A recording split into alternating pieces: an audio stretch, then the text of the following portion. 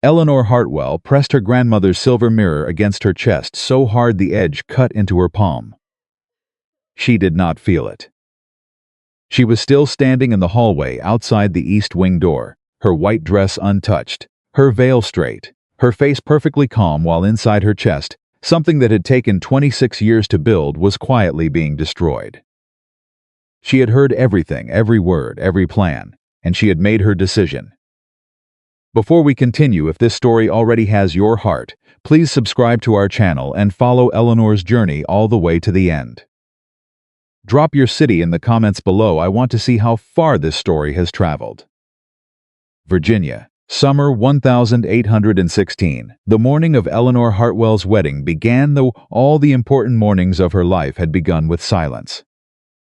Not the peaceful kind, the kind that sits on your shoulders like a stone you have learned to carry. She rose before the sun touched the windows of Hartwell House. She did not call for her maid. She dressed herself slowly, deliberately, the way her father had taught her to do everything with intention.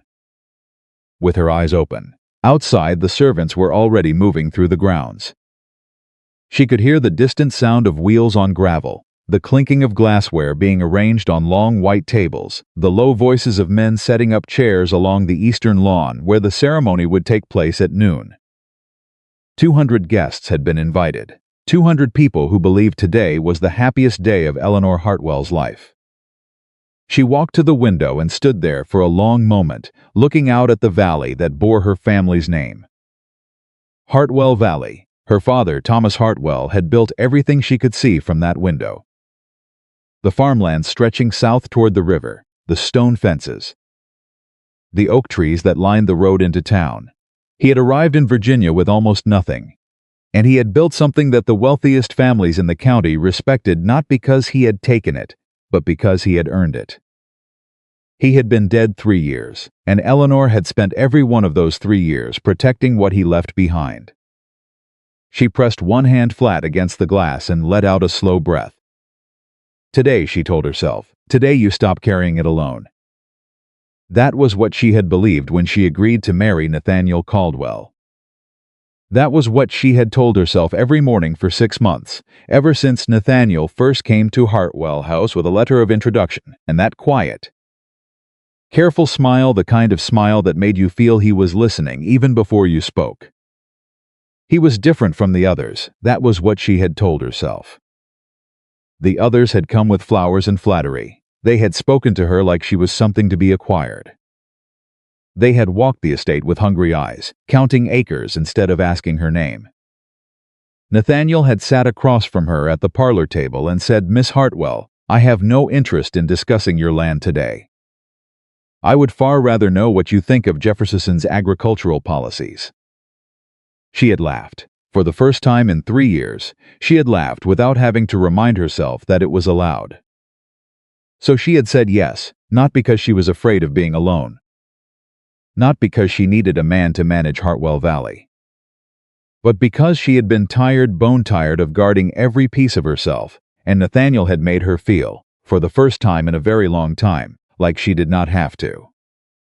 She turned away from the window. Her wedding dress hung on the door of the wardrobe. White, simple, no excessive lace or embroidery. Eleanor had insisted on that. She was not performing, she was promising. She put the dress on carefully, alone, the way she always did the things that mattered most. Then she went to the chest beside her bed and lifted the lid. Inside, wrapped in a length of old blue velvet, was her grandmother's silver mirror.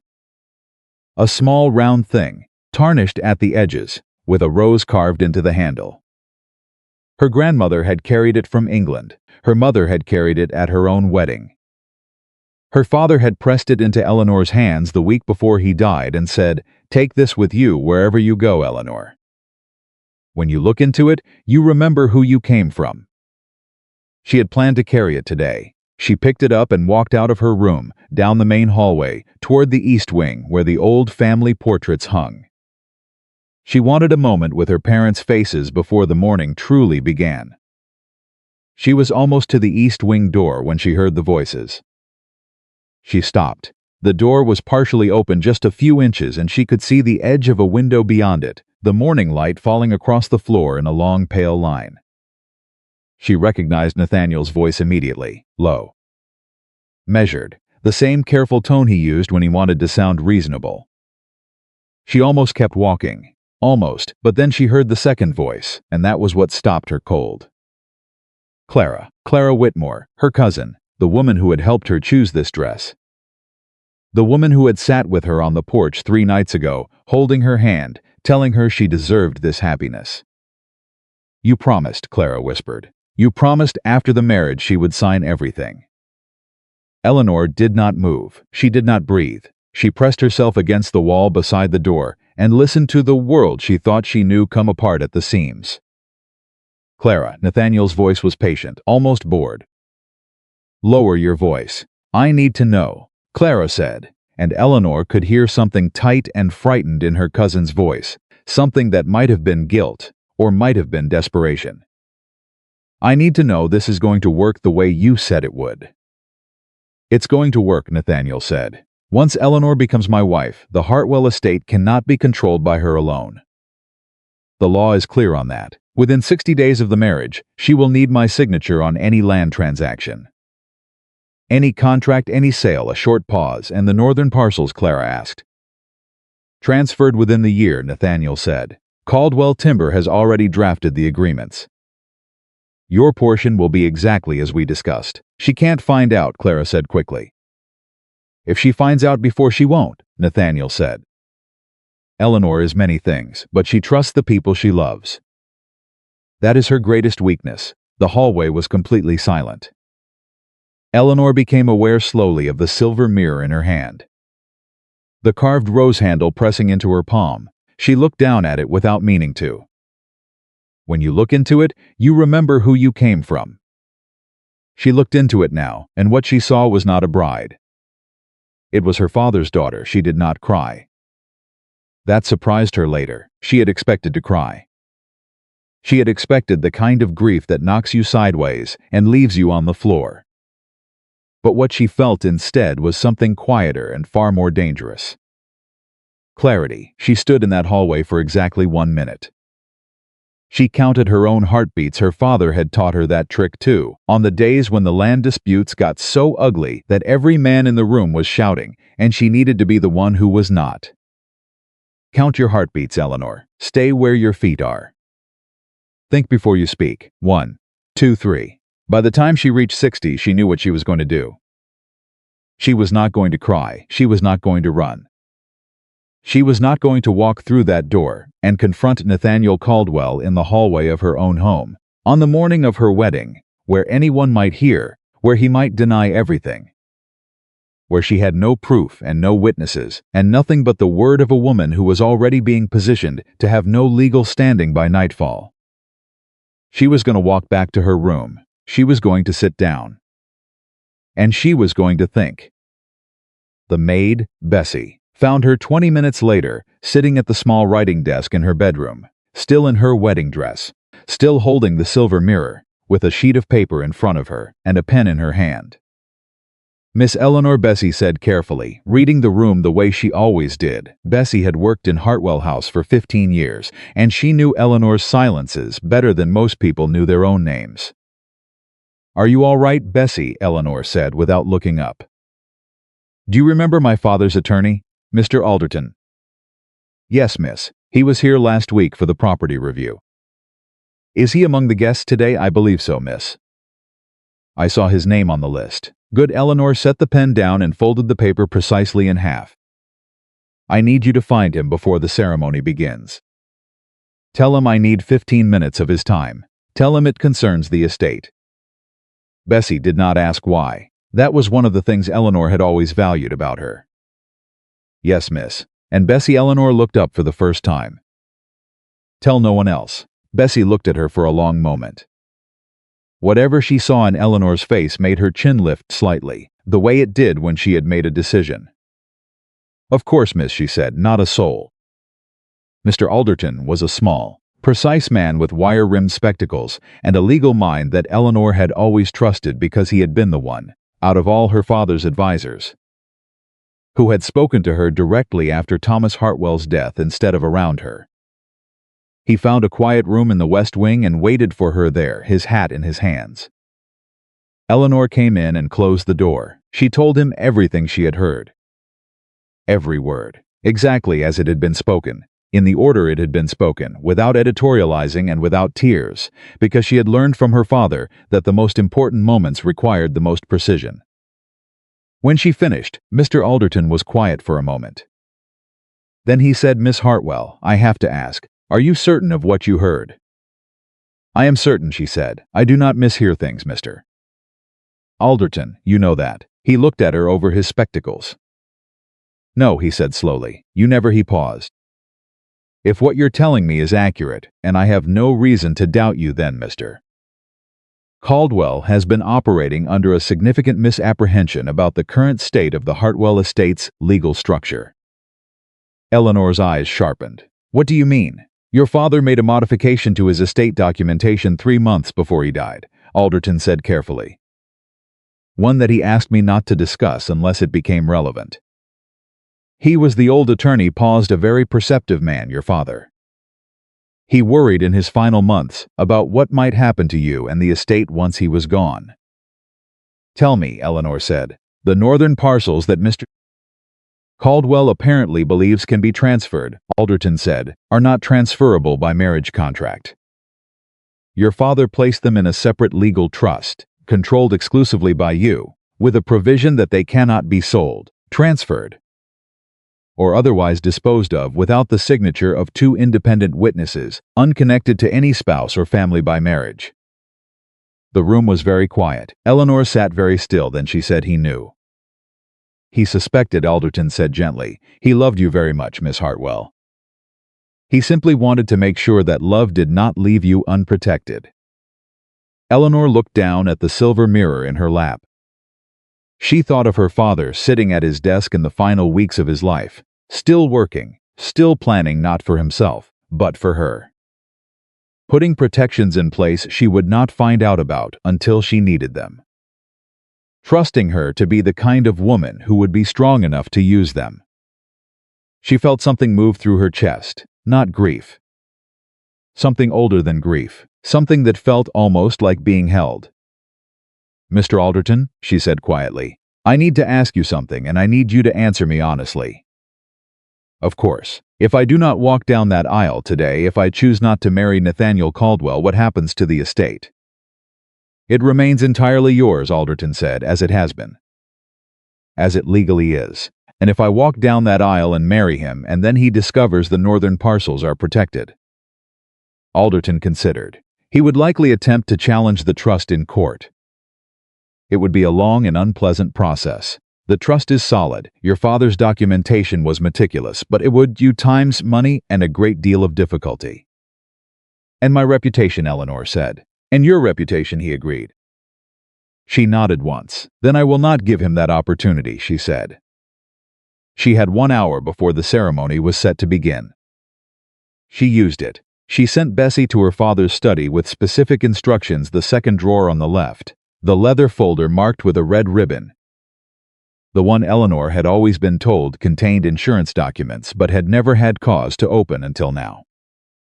Inside were letters, not insurance documents. Letters written in Nathaniel Caldwell's hand, addressed to a business associate in Richmond, discussing the Hartwell estate acquisition in terms that made Eleanor's jaw tighten when she read them.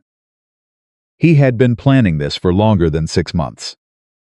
Far longer. He had known about the estate before he ever appeared on her doorstep. The letter of introduction he had arrived with from a mutual acquaintance in Washington, she now understood, had been carefully engineered.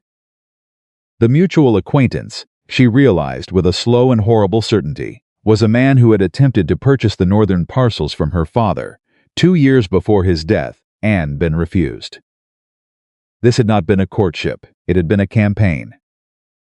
She read every letter twice. Then she folded them, placed them back in the leather folder, and added 2 more items to it, a copy of the financial record Clara had apparently provided to Nathaniel, stolen from the estate's household accounts. She saw it now. The handwriting was unmistakably her cousin's, and a letter she wrote herself, in 3 careful paragraphs, addressed to no one and everyone, describing what she had heard and what she had found. She sealed the folder with wax. She handed it to Bessie. She said, "You know what to do with this." And Bessie, who had worked in Hartwell House for 15 years and had watched Eleanor grow from a headstrong girl into a woman her father would have been awed by, took the folder, pressed it against her chest, and said, "Yes, miss. I know exactly what to do." At 11:40, Eleanor Hartwell walked out of Hartwell House and into the summer morning. The lawn was beautiful. The chairs were filled. 200 people turned to look at her as she appeared at the top of the steps, and she heard the soft collective sound that a crowd makes when something takes their breath away.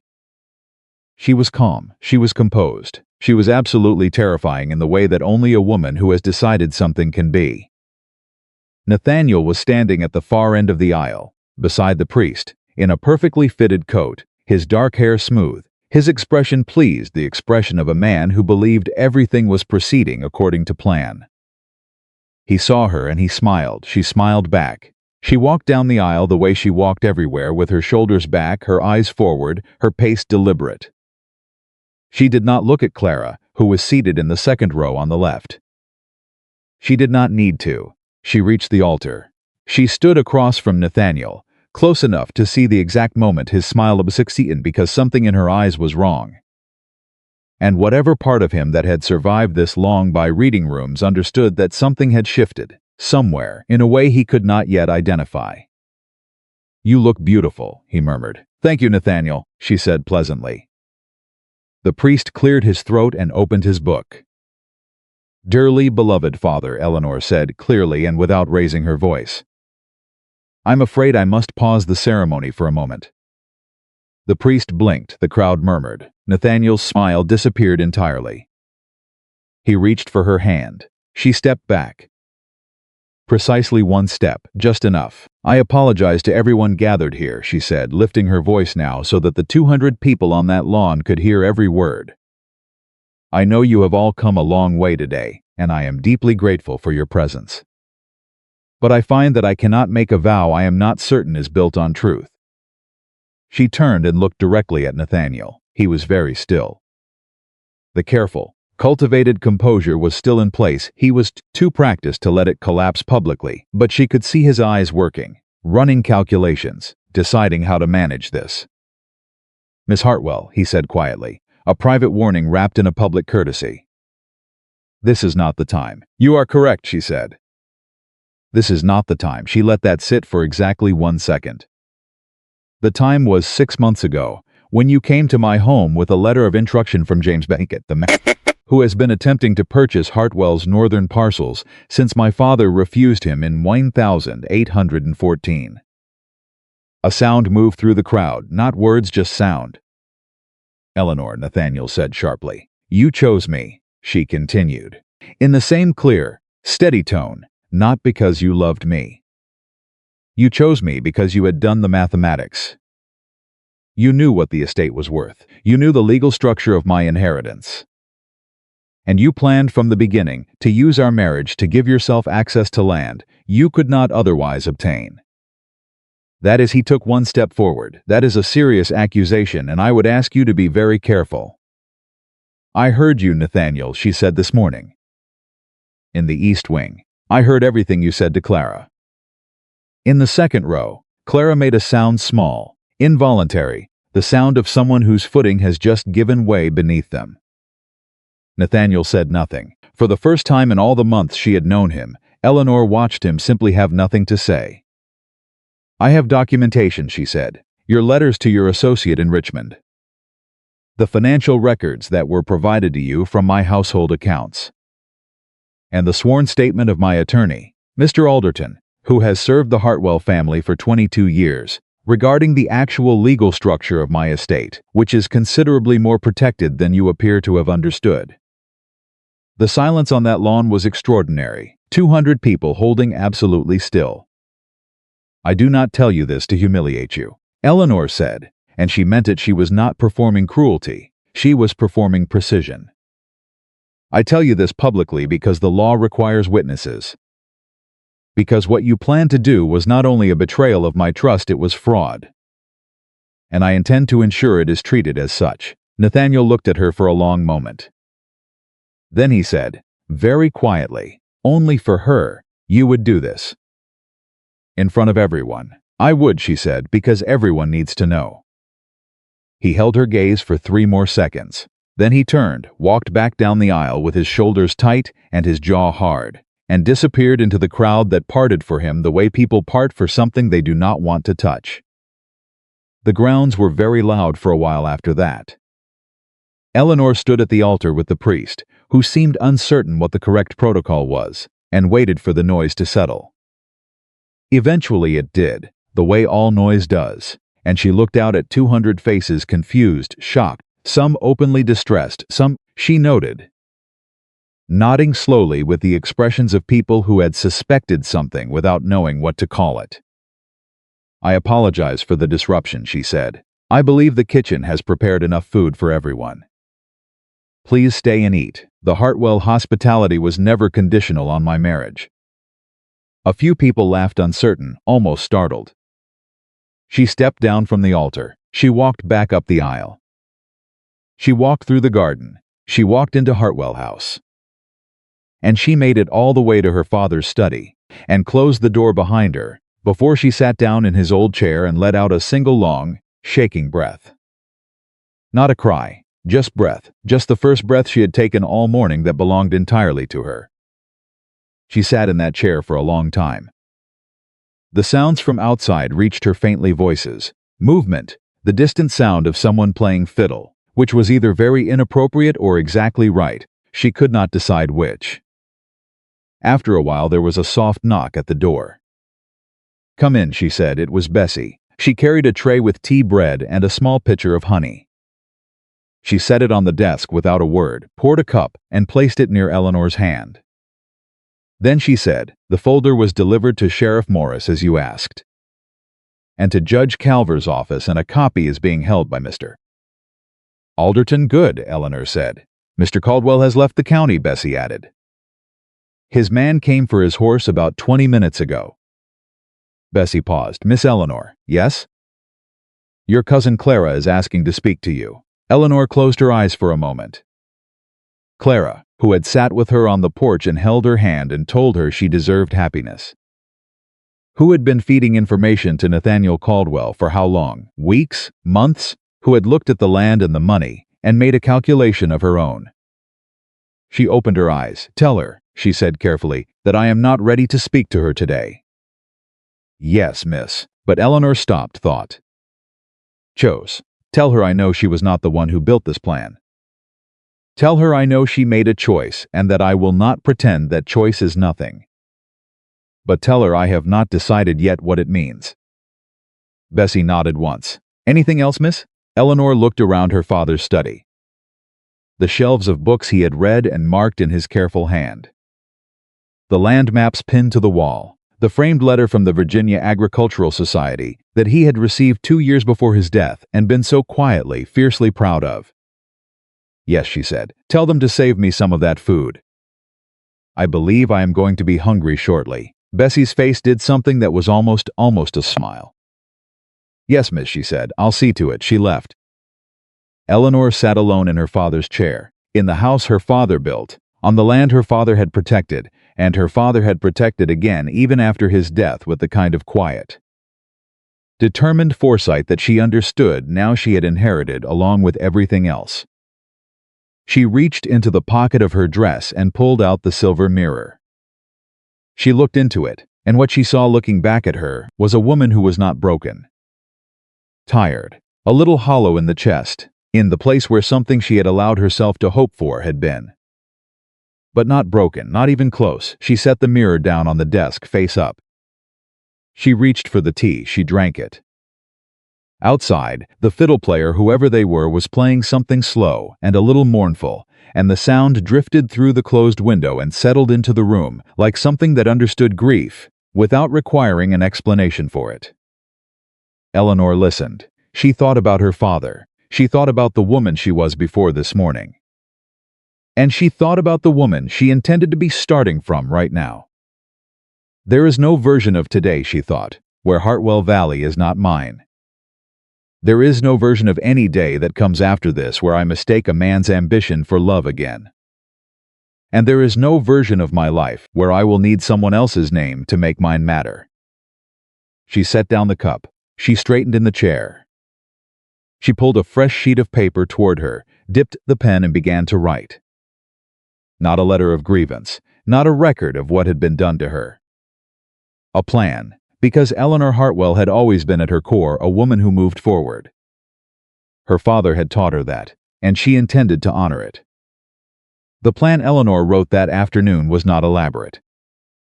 That was the first thing people would misunderstand about her. Later, when the story spread across Whitmore Valley the way all true stories do, slowly at first, then everywhere at once, they would assume she had been plotting for weeks. That the whole scene at the altar had been orchestrated down to the last detail, that she had known all along and played Nathaniel Caldwell like a hand of cards. She had not. She had known for exactly 97 minutes before she acted. But her father had always said that the quality of a decision was not measured by how long you spent making it. It was measured by how clearly you saw the situation in front of you and how honestly you were willing to respond to it. Eleanor had seen it clearly, and she had responded. What she wrote that afternoon was simply a list of what needed to happen next. In order, with a column on the right side of the page for who was responsible for each item. Most of the items had her own name beside them. That did not surprise her. That was how things at Hartwell had always worked. She was still writing when the knock came at the study door, not Bessie's soft two-tap this time, but something heavier. More deliberate. "Come in," she said. The man who entered was Judge Calver. He was 63 years old, thick through the shoulders, with a white beard trimmed close and eyes that had seen enough of Virginia's legal disputes to be professionally skeptical about human nature. He had known Eleanor since she was 12 years old. He had attended her father's funeral. He had been one of the 200 guests on the lawn that morning. He came in, closed the door behind him, and said without preamble, "That was either the bravest thing I have ever seen a woman do, or the most reckless." "I'm still deciding which." "Sit down, Judge," Eleanor said. He sat. "The folder Bessie brought to my office," he said. "I've looked through it. And if what's in those letters is authentic, and I have no reason to believe it isn't, then Nathaniel Caldwell has committed fraud. Possibly more than fraud, depending on what his agreement with Clara Whitmore actually constituted in terms of misappropriation of estate records." "It is authentic," Eleanor said, every word. Calver looked at her for a long moment. "He's going to say you fabricated it. I know. He's going to say you found out he didn't love you and constructed a story to save your pride. I know that too. And there are going to be people who believe him, Eleanor.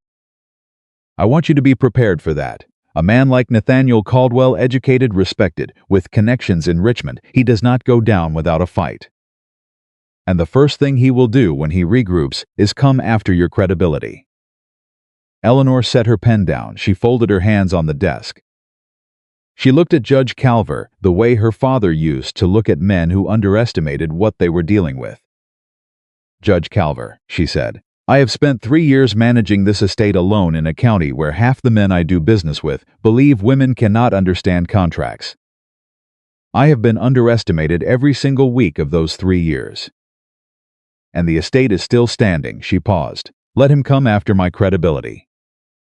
I will be here when he does." Calver held her gaze for a moment.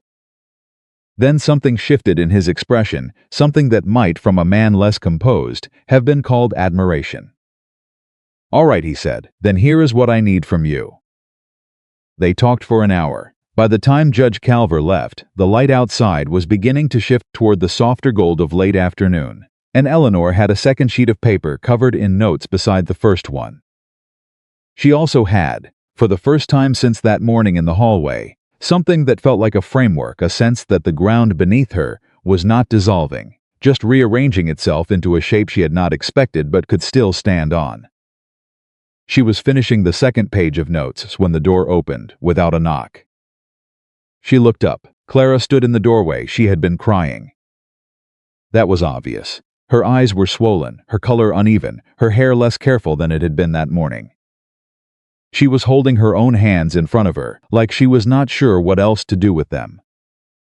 Eleanor said nothing. Clara stepped inside and said, "Bessie told me you weren't ready." "She was right," Eleanor said. "I know." Clara's voice broke slightly on the word. She steadied it. "I came anyway. I needed." She stopped. "Started again. I needed you to hear me say it. Even if you don't, even if this." She pressed her lips together. "I'm sorry, Eleanor. I'm sorry for what I did." Eleanor looked at her. Clara was 23 years old. She was the daughter of Eleanor's father's younger brother, a man who had made poor decisions for most of his adult life and left his family with a name but very little else. Clara had grown up watching Hartwell Valley from a distance, knowing she was connected to it, by blood but not by inheritance. Eleanor had always understood that this carried its own particular weight. She had always tried to be generous about it, but generosity, she was learning, had limits that she had not been careful enough to enforce. "Sit down, Clara," she said. Clara sat quickly, like someone grateful to be given permission to stop standing. "Tell me," Eleanor said, "not the apology, the truth." "How long?" Clara looked at her hands. 7 months. Eleanor felt something cold move through her chest. 7 months. 1 month before Nathaniel had arrived with his letter of introduction and his quiet, careful smile. "He approached you first," Eleanor said. "It was not a question." "Yes, and you told him about the estate. He already knew most of it." Clara's voice was very small. "He had someone who had looked into the public records. He knew the acreage, the valuation, the rough outline of the inheritance structure. What he needed was..." She stopped. "The details," Eleanor said. "The things that aren't in public records, the household accounts, the private agreements, the names of our attorneys and advisors." "Yes," Clara whispered. The room was very quiet. "What did he promise you?" Eleanor asked. Clara was quiet for a long moment. Then she said, "A portion of the northern land. Enough to build a house, enough to stop being dependent." "Dependent on whom?" "On everyone," Clara said, and something raw moved through her voice, something Eleanor recognized, despite herself, because she had felt versions of it too. The exhaustion of needing, the humiliation of having to ask. "On my father, on charity, on other people's goodwill. He told me," he said. She looked up. Her eyes were very bright. "He said you would be taken care of, that you would be his wife, and you would have everything. That I was just helping him speed up what was going to happen naturally." "He lied to you," Eleanor said simply. "I know that now. He was going to get what he wanted from the estate, and then you would have had nothing," Eleanor said. "Because a man who lies to obtain land does not then share it with the woman who helped him. He removes her. She becomes a liability." Clara's face collapsed. She pressed both hands over her mouth and made a sound that was not quite a sob, more like someone trying very hard to prevent one. "I know," she managed. "Did you know he didn't love me?" The question fell into the room like a stone into still water. Clara lowered her hands. Her expression was the most honest Eleanor had ever seen it. "I told myself I didn't know," Clara said. "I told myself he might.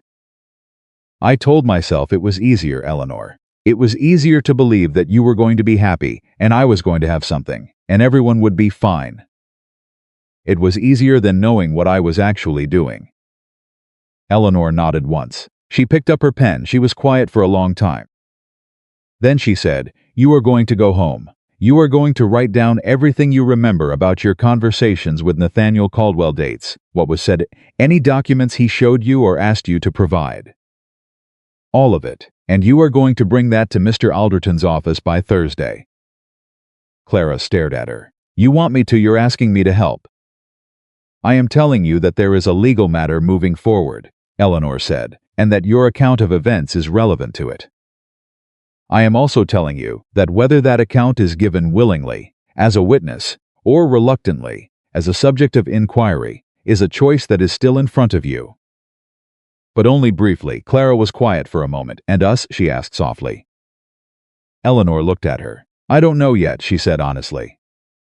"I know what you did. I also know what he did to you, because he did do something to you, Clara. He found someone who was desperate, and he used that. That is not nothing, but it also doesn't undo what you chose." She paused. I can hold both of those things at the same time. I just need you to let me." Clara pressed her lips together hard. "All right," she said finally. "Thursday," Eleanor said. Mr. Alderton's office. Clara stood. She moved toward the door, then stopped. "Eleanor," she said. "Yes, he talked about you." Clara's voice was careful, each word measured. When we were planning, he talked about you quite a lot. Trying to understand you, trying to predict what you would do." She paused. "He said you were too trusting, that it was the one thing that would make everything easy." Another pause. "I think he was wrong about that." Eleanor looked at her evenly. "He was wrong about a great many things," she said. After Clara left, the study was very quiet. Eleanor sat still for a moment. Then she wrote 2 words at the bottom of her list. Caldwell, Thursday, and underlined them twice. The weeks that followed were not quiet. Eleanor had expected the gossip in a county the size of Whitmore Valley. A stopped wedding was enough to fuel conversation through 2 full seasons. And what had happened at Hartwell was considerably more interesting than a stopped wedding. She had expected the letters, the visitors who came under the guise of concern and left having gathered enough information to entertain their households for a fortnight. What she had not quite expected was the shape of people's opinions. Most of the women she knew, the wives and daughters of neighboring farms, women she had grown up attending church with, women whose children she had helped during the difficult harvest years, came to her quietly and privately and said some version of the same thing.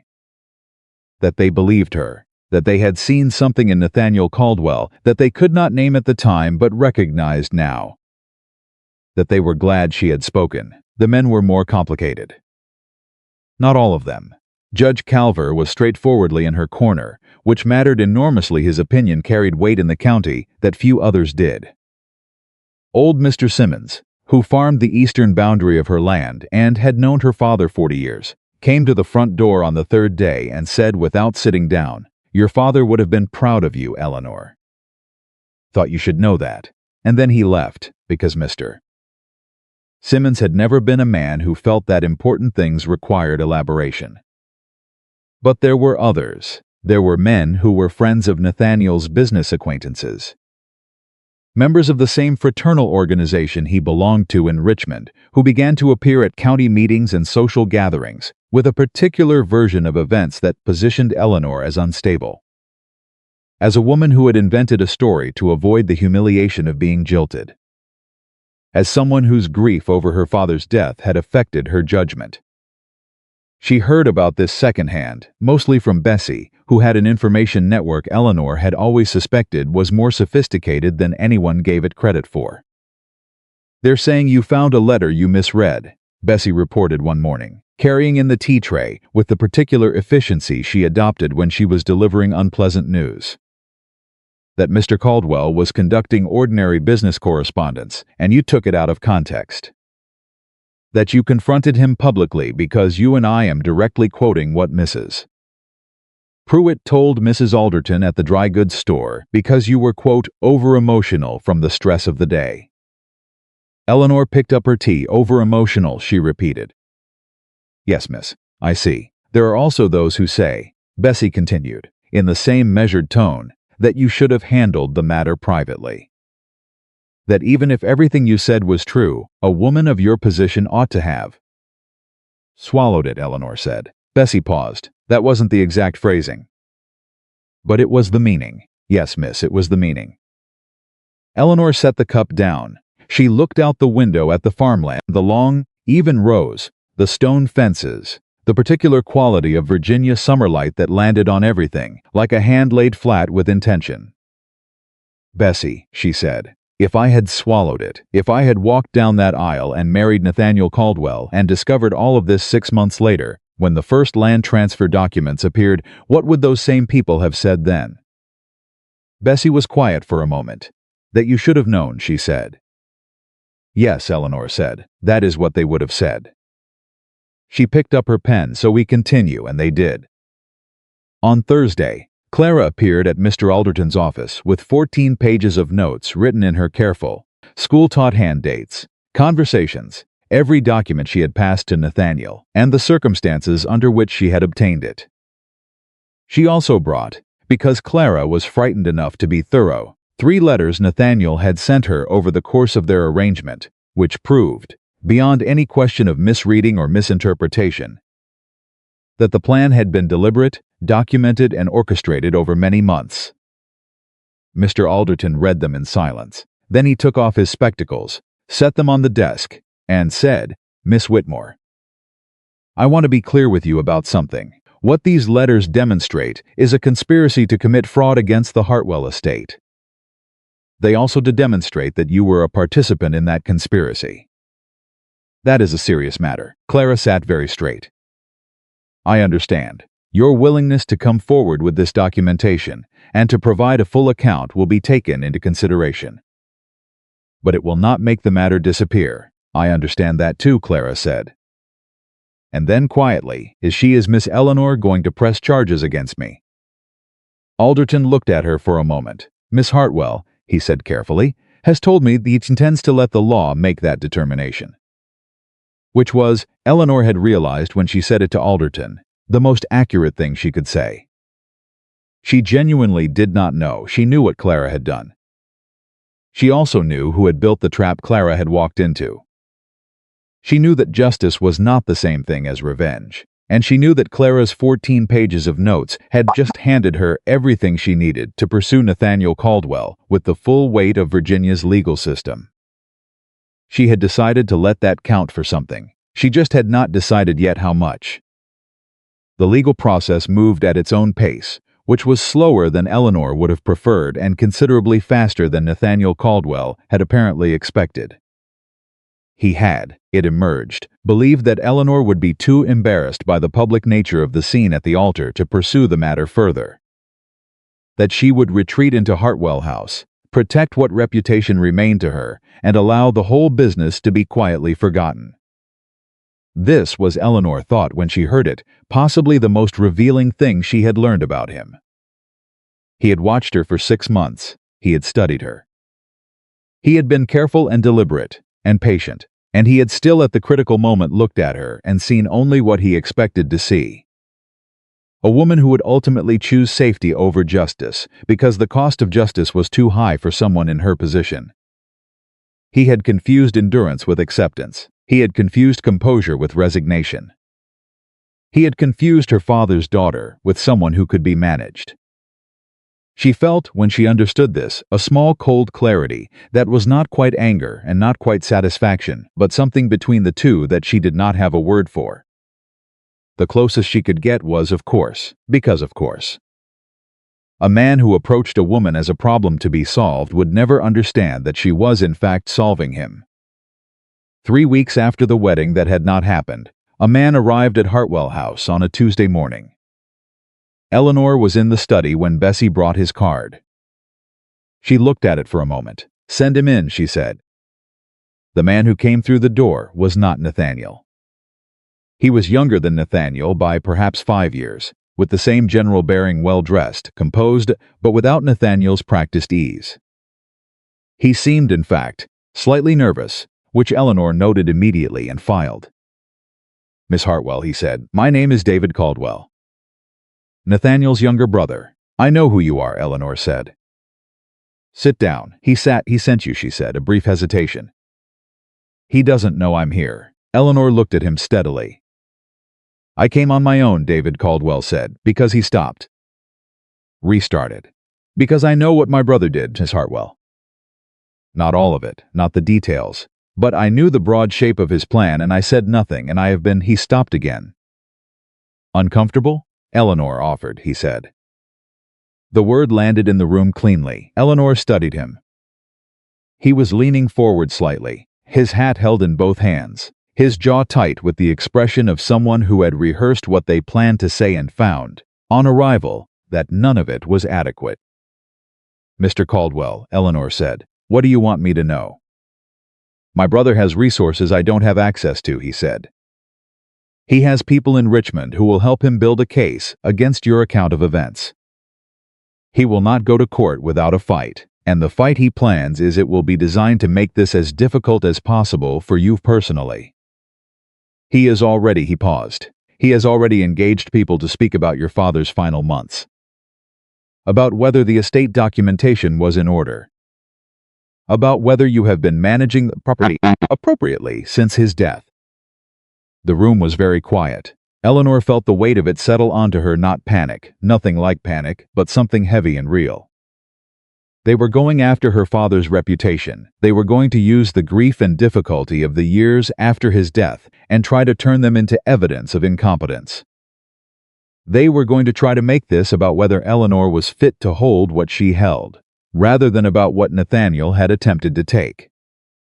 She had anticipated this possibility. Hearing it confirmed still landed like a fist against the chest. "Why are you telling me this?" she asked. David Caldwell looked at his hat. "Because it isn't right," he said, "what he planned to do to you. What he's planning to do now. I have watched Nathaniel operate my entire life, Miss Hartwell, and I have always told myself it was not my business. That he was my brother and I owed him loyalty." He looked up. "But loyalty doesn't mean watching someone harm a person who did nothing wrong. I'm not sure it took me long enough to understand that." Eleanor held his gaze for a moment. "What can you give me?" she asked. "I can give you names," he said. "The names of the men he's engaged in Richmond. Their history with him. Previous transactions where similar strategies were used. You are not the first woman with property that my brother identified as a target, Miss Hartwell.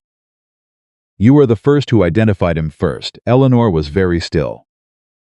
"Not the first. She had not been the only one. How many?" she asked. David Caldwell's jaw tightened. "Two that I know of," he said. Both settled quietly. Both women who had lost fathers or husbands and were managing estates alone. In both cases, Nathaniel obtained what he wanted before the women understood what was happening. And Eleanor stopped, breathed. No legal action was ever taken. "No, because they were too embarrassed," Eleanor said. "Because they were told they should be," David said quietly. The distinction was small and enormous at the same time. Eleanor looked at the window for a long moment. She thought about those women, their names she did not know, their faces she would never see, the years of their lives that had been quietly rearranged by a man who had looked at them and seen only mathematics. She thought about what it might have changed if one of them had stood up. If the record had existed, if someone had made it impossible to do the same thing a third time. "Write down the names," she said. "Everything you know. Dates, details, any documentation you can access without putting yourself in a position that creates legal risk for you." David blinked. You're worried about my legal position?" "You came to me without obligation," Eleanor said. "You could have said nothing. That is worth something." He nodded slowly. "I'll write it down. Bring it to Mr. Alderton's office. He's handling the legal matters for the estate. Tell him I authorized the meeting." "Yes, Miss Hartwell." He stood to go. He was nearly at the door when Eleanor said, "Mr. Caldwell." He turned. "Your brother believed," she said, "that my trust in people I love was my greatest weakness." David looked at her. "He was wrong," she said. "The weakness was in looking at a person's capacity for trust and seeing only a door that was unlocked." He held her gaze for a moment. Then he dipped his head, a small, genuine gesture, and left. The afternoon that followed was long and full of the kind of administrative details that Eleanor had always been good at and had never particularly loved. Letters to write, notes to organize, a second meeting with Mr. Alderton, who listened to everything she had gathered from David Caldwell, and then sat back in his chair with an expression that she had learned to read, as "This is better than I expected." "Two prior incidents," he said. "At least two," she said. "That his brother knows of. If we can document this. It establishes a pattern," she said, "not an isolated grievance. Not an over-emotional woman who misread an ordinary business letter. A pattern. It could also," Alderton said slowly, "be relevant to the other women. If they wish to one thing at a time," Eleanor said. "First we protect the estate, then we see what else is possible."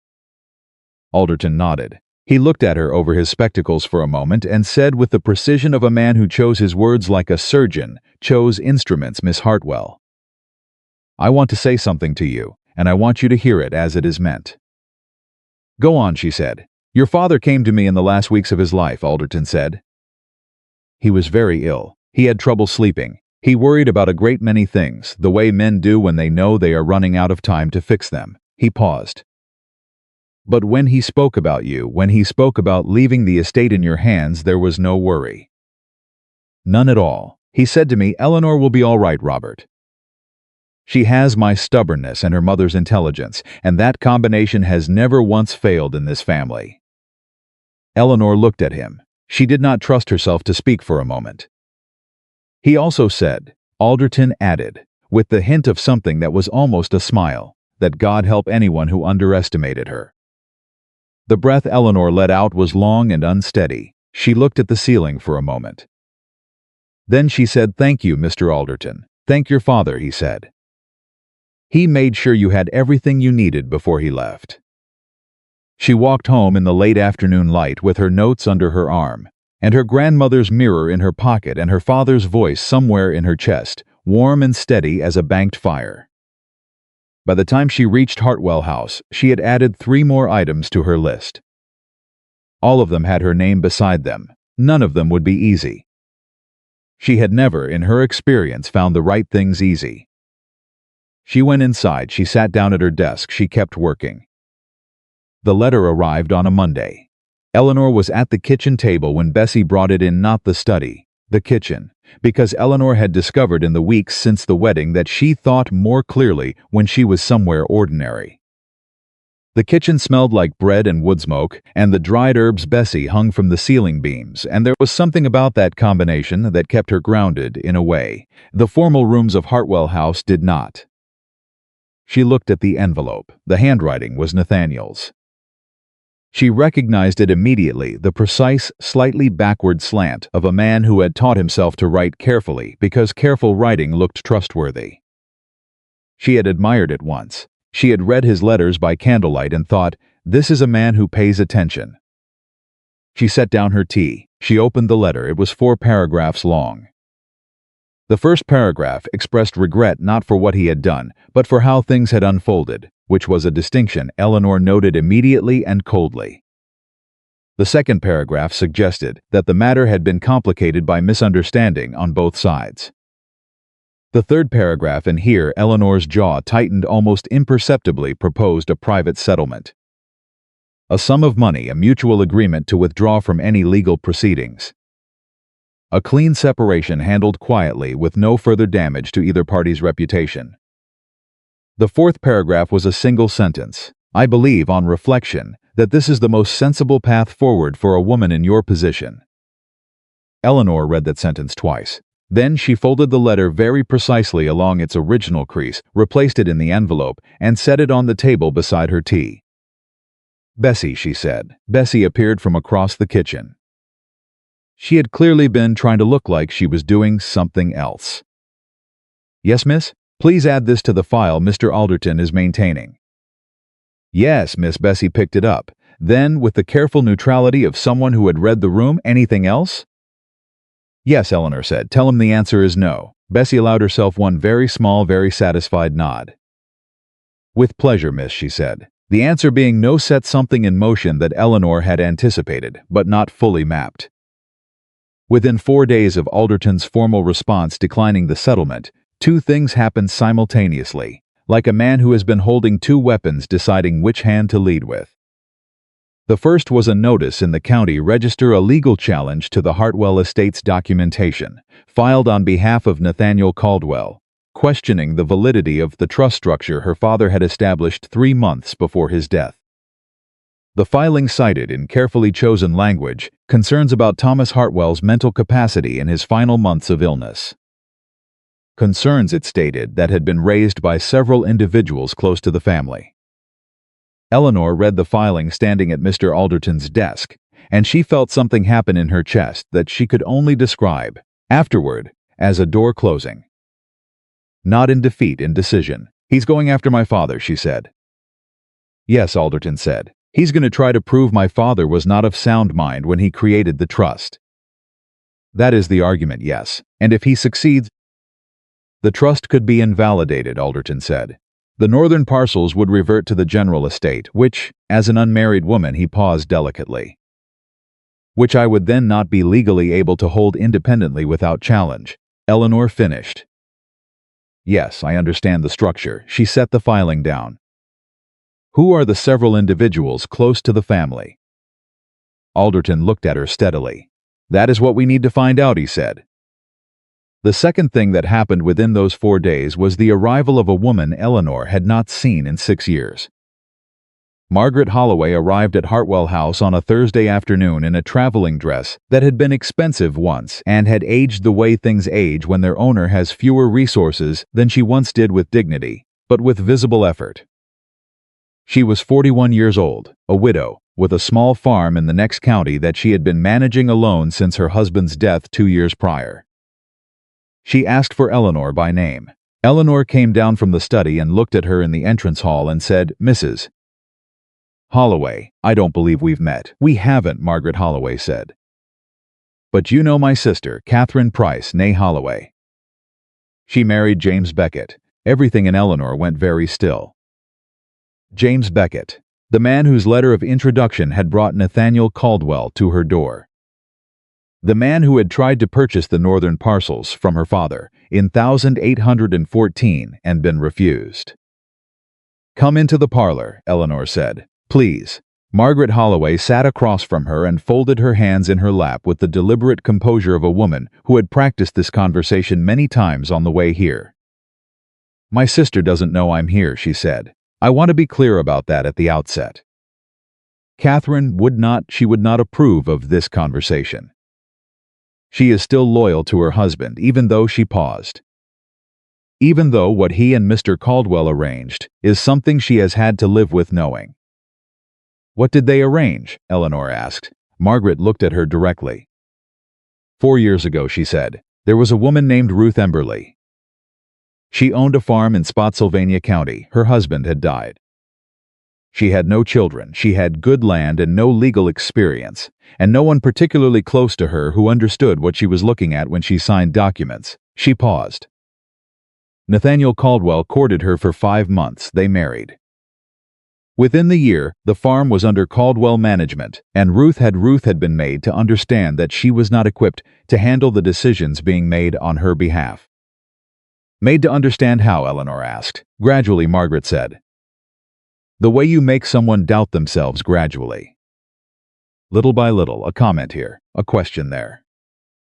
People around her, people he had placed around her, who confirmed that she was perhaps not thinking clearly. Who suggested that her grief over her husband had affected her judgment." She paused. By the time Ruth understood what had happened to her, the legal structures were in place. She had signed everything, and the people who might have helped her had been managed. Eleanor was very still. "What happened to her?" she asked. "She's alive," Margaret said. "She lives with her sister in Richmond now. She has almost nothing," a pause, "but she has documentation. She kept everything she could, letters, copies of agreements, her own account written down. She kept it because she always believed that someday someone would stop him." Margaret looked at Eleanor steadily. "When I heard what happened at your wedding, when I heard that you had stood up and spoken in front of 200 people and named what he was doing, I went to Ruth." And Eleanor said, "She wants to help," Margaret said. "She is frightened. She has been frightened for 3 years. But she wants to help." The silence in the room was the kind that comes after something lands that changes the weight of everything around it. Eleanor sat with it for exactly 1 breath. Then she said, "How quickly can you bring her here?" Margaret Holloway blinked. Whatever she had expected, it was apparently not that. Perhaps a week," she said. "A week," Eleanor repeated. "All right," she stood. "You will stay at Hartwell House until then. I won't hear otherwise. Miss Hartwell, you traveled here alone, without your sister's knowledge, to bring me something you believed was right to bring me," Eleanor said. "The least Hartwell hospitality can offer is a room and a meal." Margaret looked at her for a moment with an expression that Eleanor had seen before on the faces of people who had come expecting a fight and found something else entirely. "Thank you," she said quietly. "Don't thank me yet," Eleanor said. "We have a great deal of work to do. The week that followed was the most concentrated period of preparation Eleanor had ever undertaken, and she had spent 3 years preparing for things. She and Alderton worked through the legal filing against her father's mental capacity line by line, identifying every factual claim that could be challenged and every procedural weakness in the argument. She wrote 12 letters to neighbors, to physicians who had treated her father, to business associates who had worked with him in his final months, requesting formal statements regarding his conduct and clarity of mind during that period. The responses came back faster than she expected, Dr. Harmon, who had attended her father through his illness, wrote 4 pages. The last paragraph read, "In Dr. Harmon's careful medical hand, in my professional judgment, Thomas Hartwell remained among the most lucid and deliberate patients I attended throughout my 30 years of practice. His final months were physically difficult. His mind was never in question." Mr. Garrett, who had negotiated a significant grain sale with her father 8 weeks before his death, wrote 2 lines. "Thomas Hartwell drove a harder bargain in September of 1813 than most men half his age. I have no doubt he knew precisely what he was doing." Old Mr. Simmons, who farmed the eastern boundary, wrote 5 words. "Tom Hartwell was never confused." Eleanor read each one. She added it to the file. She kept working. Ruth Emberley arrived on a Wednesday evening, 7 days after Margaret Holloway. She was 36 years old, and she moved through the world with the specific wariness of someone who had learned that ordinary things could be taken from her without warning.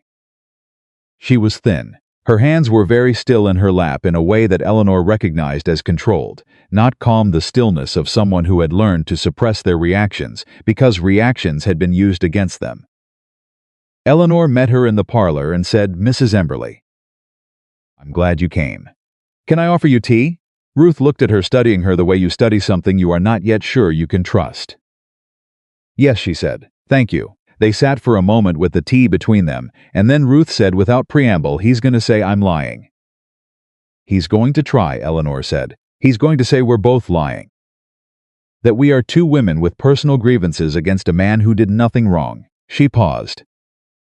"That is why the documentation matters. That is why your account, written in your own hand, with dates and specifics, is worth more than his word against yours." "I've been afraid," Ruth said. The words came out without softening, direct and slightly defiant, the admission of someone who has decided that honesty is the only currency left. "I've been afraid for 3 years that if I said anything, he would, that there were people who would." "I know," Eleanor said. "I understand that kind of fear." She paused. "I want to tell you something, Mrs. Emberley. Something I think you need to hear." Ruth looked at her. "What he did to you," Eleanor said quietly, "was not a reflection of your weakness. It was a reflection of his method. He chose women who were alone and grieving and managing more than any one person should have to manage. He chose them because that situation produces a specific kind of exhaustion, the kind that makes you grateful when someone offers to help, and less careful than you would otherwise be about examining what that help costs." She paused. "He was counting on your exhaustion. That is not the same as causing it." Ruth was very still. Her hands, for the first time since she had arrived, were not controlled. They were simply resting. "No one has ever said that to me," she said. "Then it was overdue," Eleanor said. They worked through Ruth's documentation for 2 days. It was meticulous. Ruth had kept more than Eleanor had dared hope, organized with the desperate precision of someone who understood that these papers were the only version of events she had. Letters from Nathaniel, copies of contracts she had been given and then pressured to sign quickly, without time to read fully. A diary she had kept with dates and exact conversations recorded in real time. The name of the attorney Nathaniel had recommended to her, the attorney who, it turned out, had a long-standing financial relationship with the Caldwell family. "He gave you his own lawyer," Eleanor said. "I didn't know that then," Ruth said. "No," Eleanor said, "you wouldn't have." It was on the 2nd day, while they were working through the timeline of Ruth's marriage and the land transfers that followed, that Bessie appeared in the parlor doorway with the particular expression Eleanor had learned to read as, "There is something happening that requires your immediate attention." "Miss Eleanor," she said, "There's a man here. He says he's from the Richmond Gazette." Eleanor looked up. "What does he want?" "He says he wants to speak with you about the Caldwell matter. He says he's heard—" Bessie paused. "He says he's heard there may be more than one woman involved, and he wants to write about it." Ruth went rigid across the table. "It's all right," Eleanor said immediately to Ruth, not to Bessie. "He will not speak to you without your consent. That is not a conversation that happens today." She looked at Bessie. "Tell him I'll see him in 20 minutes.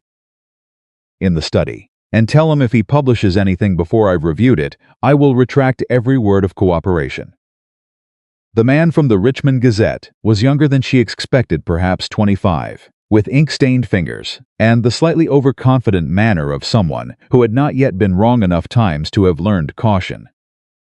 His name was Henry Marsh. He had a notebook and a sharpened pencil, and an expression that suggested he believed he was about to get a very good story. Eleanor sat across from him and said, "Before you say anything, Mr. Marsh, I want to establish some ground rules." He blinked. "Ground rules. Yes." She folded her hands. "You are here because you have heard something that interests you professionally. I understand that. I also have information that I am willing to share with a responsible journalist who will treat it with the seriousness it deserves." She paused. "I am not interested in sensation, Mr. Marsh. I am interested in accuracy. If those goals align, we can have a productive conversation. If they do not, this meeting is concluded." He stared at her for a moment. Then he opened his notebook. "What would you like to tell me?" he said. She told him. Not everything, not Ruth's name, she was explicit about that. Not details that would prejudice the legal proceedings. But she told him the outline of what had happened, clearly and without embellishment, in the kind of plain language that good journalism required. She told him about the wedding, and what she had heard in the hallway, and what the letters had contained. She told him about the pattern, the deliberate targeting of widows and women managing estates alone. She told him about the legal challenge to her father's mental capacity, and what it was designed to accomplish. She watched Henry Marsh write, and watched his face change as he wrote, the professional interest sharpening into something that looked, by the end, more like genuine outrage. "He's done this before," Marsh said. It was not a question. "I have reason to believe so," Eleanor said carefully. "And the women are managing the situation with the assistance of legal counsel," Eleanor said. "That is all I am prepared to say on that point at this time." Marsh tapped his pencil against the notebook. "Miss Hartwell, this story, if everything you've said, can be substantiated." "It can," she said. "Then this is not a county matter," he said. This goes to Richmond. This goes to the questions of how property law is being used against women who have legal right to what they hold. This is—" Stopped himself, recalibrated. "This matters." "Yes," Eleanor said. "It does. I want to write it," he said. "I know you do," she said. "And I am going to ask you to wait until the legal proceedings have advanced to a point where publication will help rather than complicate. When that moment comes, I will contact you. And at that point, you will have everything." Looked at her with the slight frustration of a young man being asked to be patient about something exciting. "How long?" he said. "Not as long as you think," Eleanor said.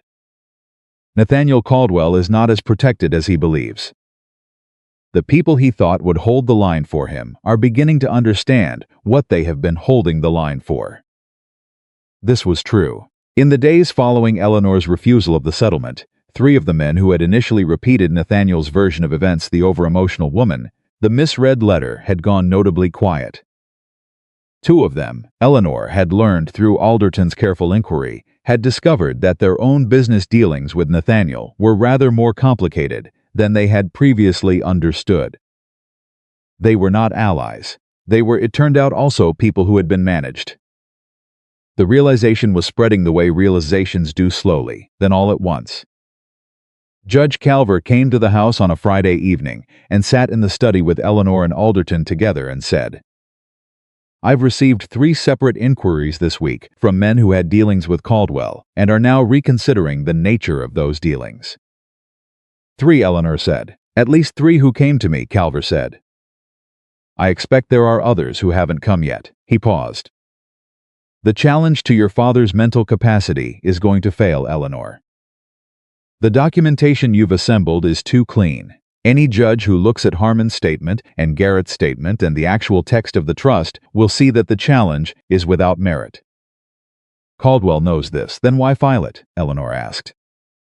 To exhaust you, Calver said simply. To cost you time and money and emotional stamina. To make you feel like every step forward requires 3 steps of defense. It's a strategy of attrition. He looked at her steadily. The question is whether he misjudged your resources. He did, Eleanor said. Then we press, Calver said. Hard and fast, I can schedule a hearing within the month. I want you and Alderton to be prepared for Caldwell's attorneys to bring witnesses who will attempt to characterize you as unstable. They will be looking for moments in your history arguments, decisions under pressure, anything that can be reframed as irrationality. Let them look, Eleanor said. Calver studied her. You're not frightened, he said. It came out almost as a question. I am frightened every day, Eleanor said. That doesn't mean I stop. The hearing was set for the last week of August. Eleanor had 3 weeks. She used every day. She worked with Alderton on the legal documentation until she understood it as well as he did.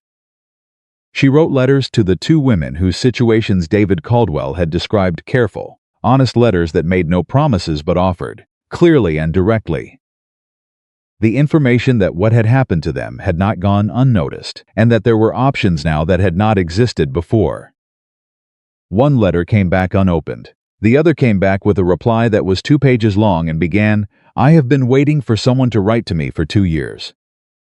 She met 3 more times with Ruth Emberley, who was staying in the guest room at Hartwell House, and had begun, cautiously, to sit in the kitchen in the evenings with Bessie, rather than in her room alone.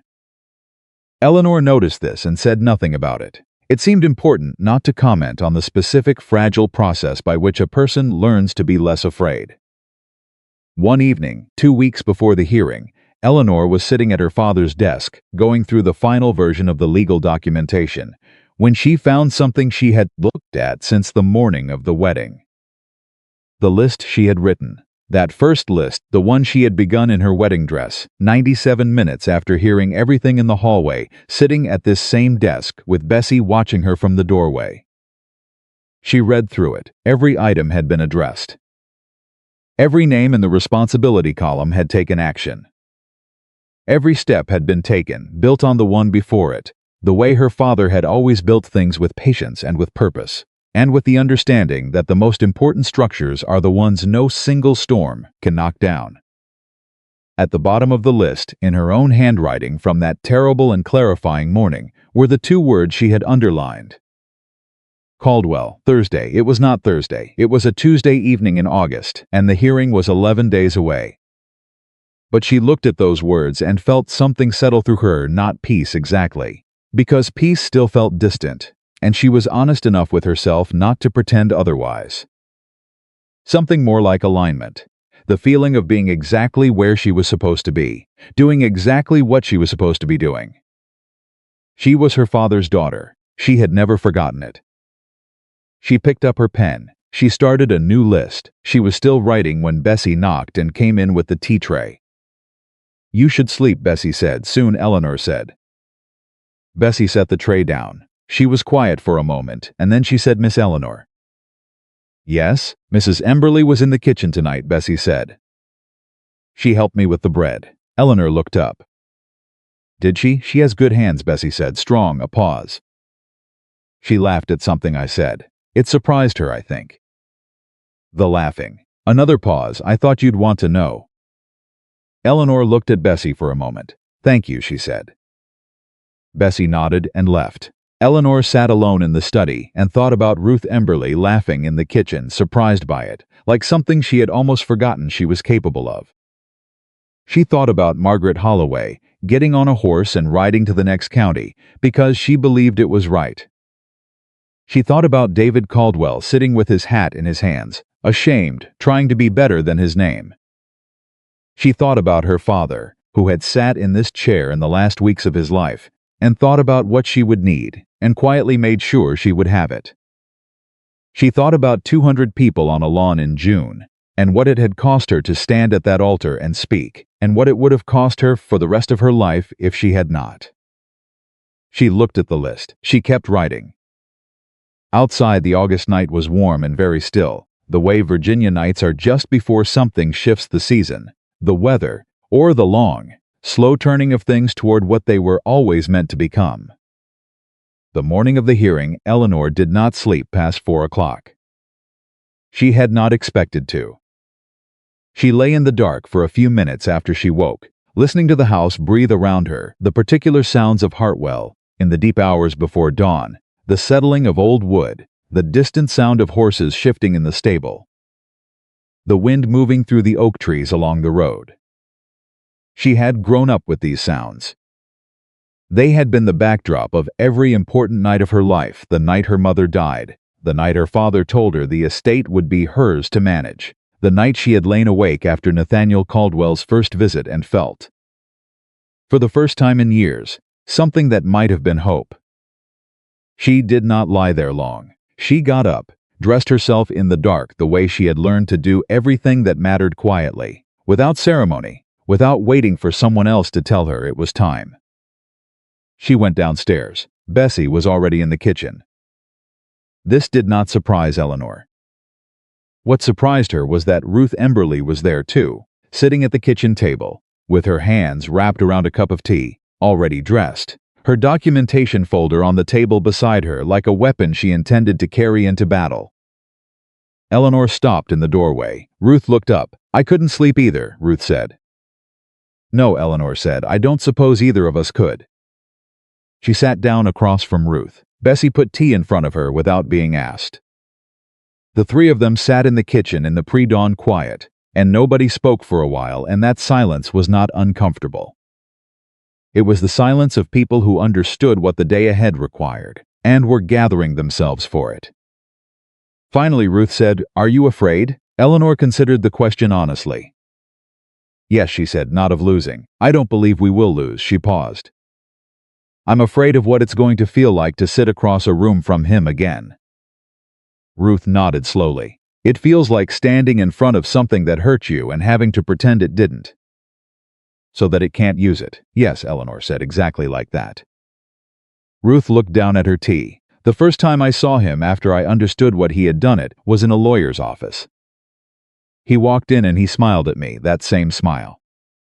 Like nothing had happened, like I was supposed to be glad to see him." She paused. "I thought I was going to be sick." "What did you do?" Eleanor asked.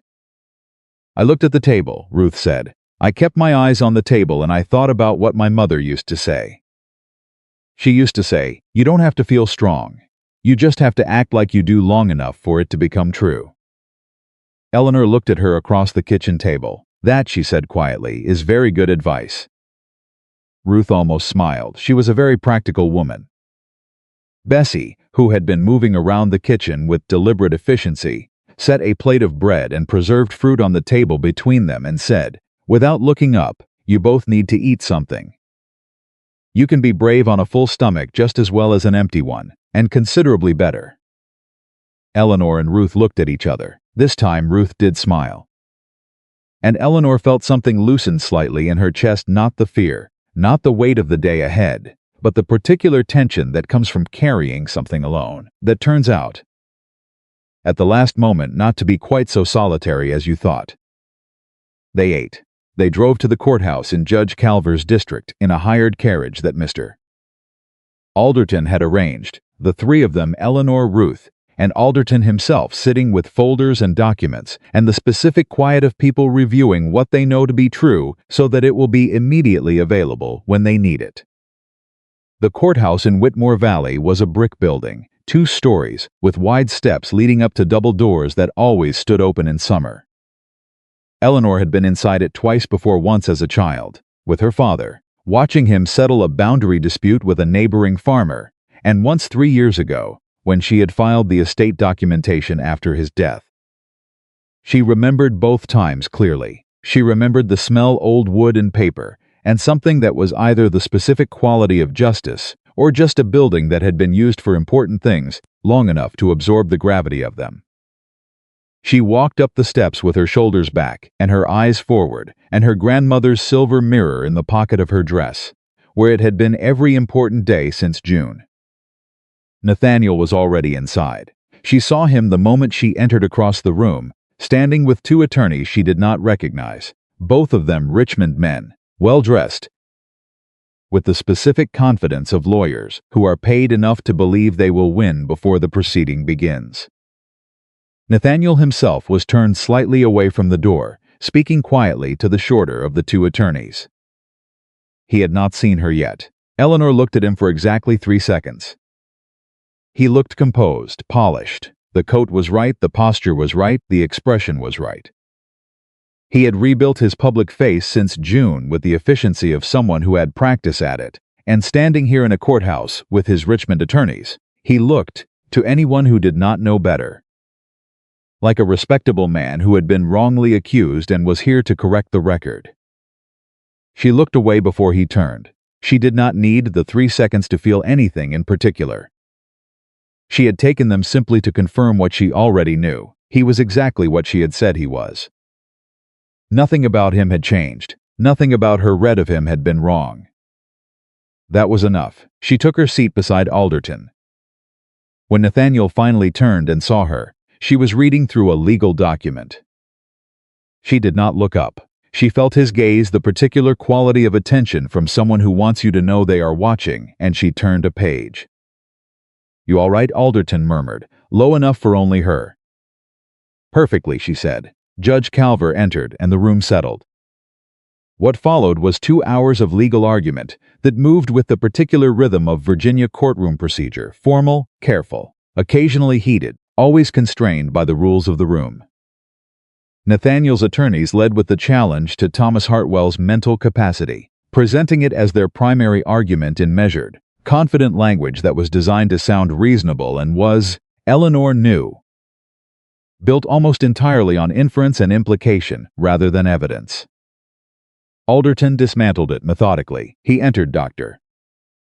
Harmon's statement. He entered Garrett's statement. He entered the testimony of 2 additional business associates who had worked with Thomas Hartwell in his final months, and who described in their own words a man who had been physically declining but mentally razor-sharp. He entered the dated records of Hartwell's estate meetings with clear, specific, legally sound decisions recorded in her father's own hand, up to and including the establishment of the trust. He then entered, very quietly, a document that Eleanor had not known he had obtained until 3 days prior.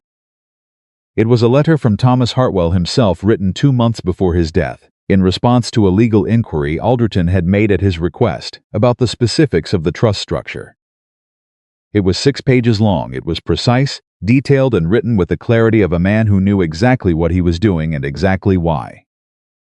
At the bottom, in her father's handwriting, was a paragraph that Alderton read aloud, and when he read it, Eleanor kept her eyes on the table in front of her, not because she was hiding, but because some things are too large to hold while also being seen. Her father had written, "I have thought carefully about every protection this document provides.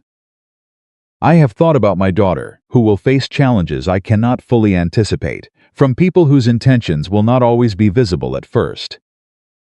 I want the law to be stronger than any one person's ability to deceive her. I want her to have something I cannot always be there to give her time. Time to see clearly, time to make her own decisions. Time to be exactly who she is without anyone else determining what that means." The room was quiet after Alderton finished reading. Nathaniel's lead attorney, the taller one, whose name was Harrison, began to speak. He was good. Eleanor acknowledged that to herself without pleasure. He was precise, and he built his argument carefully, and the argument he made was essentially this: that Eleanor's account of the events of the wedding morning was the account of a woman who had been under significant emotional strain, who had a history of managing difficult situations alone and under pressure, and who might, in that context, have interpreted an overheard conversation in the worst possible light rather than the most accurate one. He did not call her hysterical. He did not need to. The implication was threaded through every sentence like a wire. And Eleanor sat and listened and felt it and kept her face completely neutral, because she had known this was coming, and she had known, since the evening Calver warned her, that the correct response to it was not anger. Anger would prove their point. Precision would destroy it. When Alderton stood to respond, he did not address the emotional framing directly. Instead, he entered, one by one, the letters. Nathaniel's letters to his Richmond associate, with their specific unambiguous language about the estate acquisition. Clara's account, not her name, her testimony, rendered in Alderton's careful legal language describing the arrangement, the timeline, the information she had provided and when. David Caldwell's documentation of the prior incidents.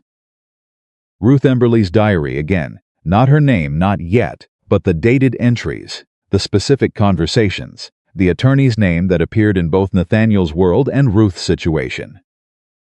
Harrison objected 3 times. Calver overruled him twice and sustained him once, on a narrow procedural point that did not affect the substance of what had been entered. Nathaniel, across the room, was very still.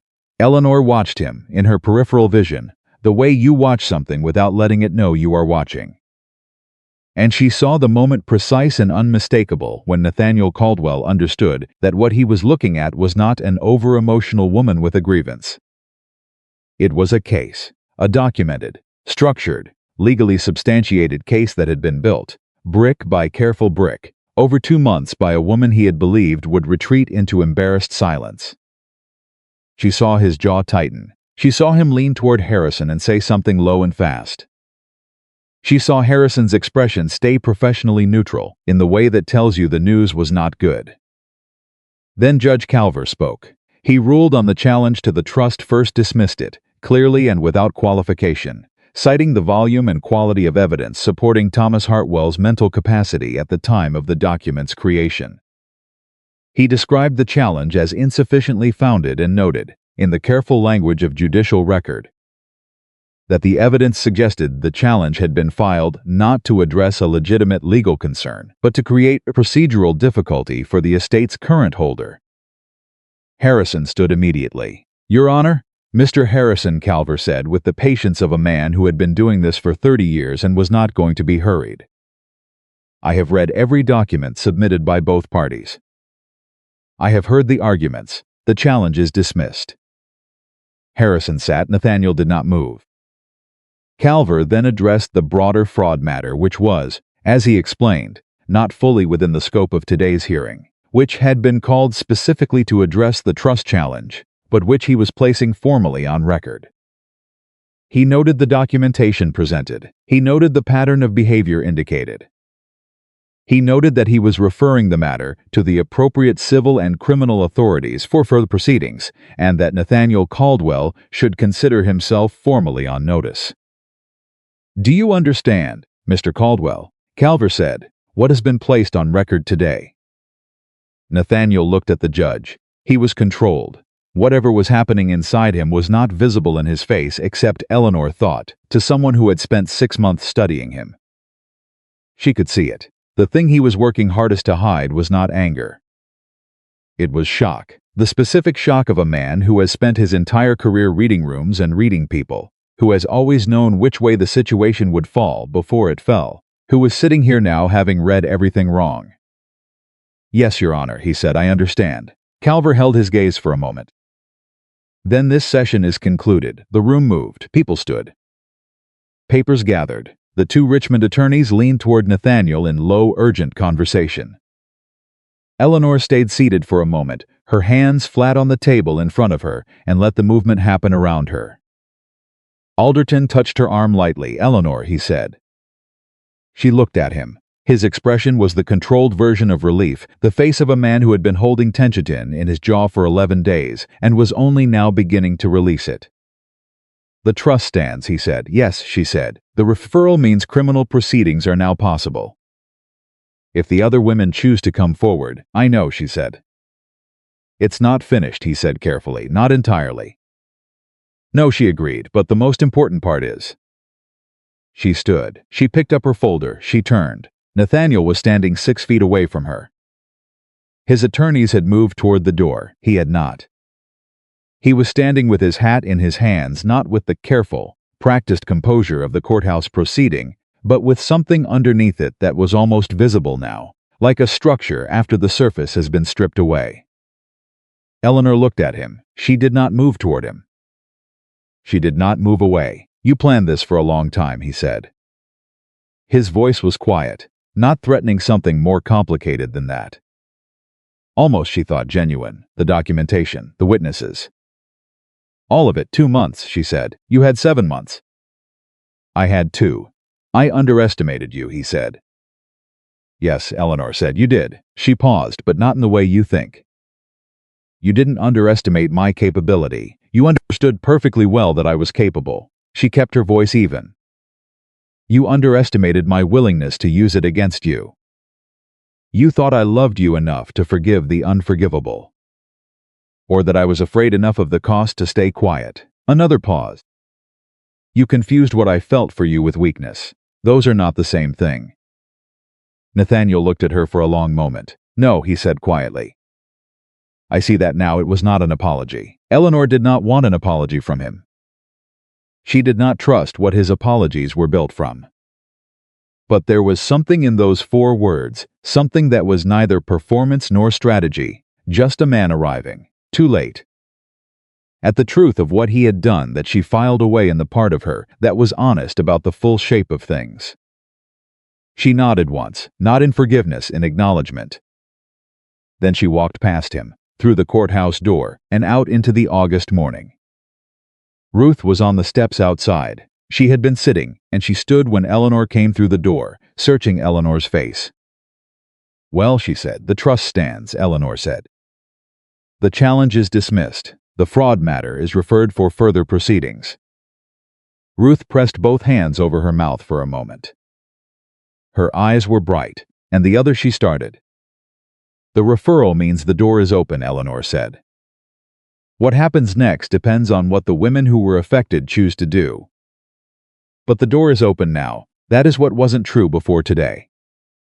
Ruth lowered her hands. She took a breath. "I want to," she said.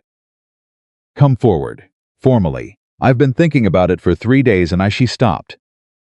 "I'm still frightened, I know," Eleanor said. "But I think I'm more frightened of what happens if I don't," Ruth said. "I think I'm more frightened of what it does to you, inside, when you let something like this stay hidden, because the alternative is too hard." Eleanor looked at her. "That," she said, "is the bravest thing you have said to me."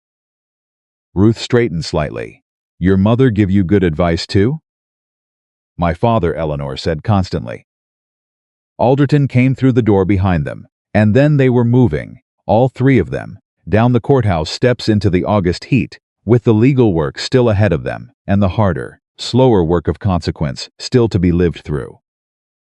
But the ground was solid. Eleanor could feel it, the same ground.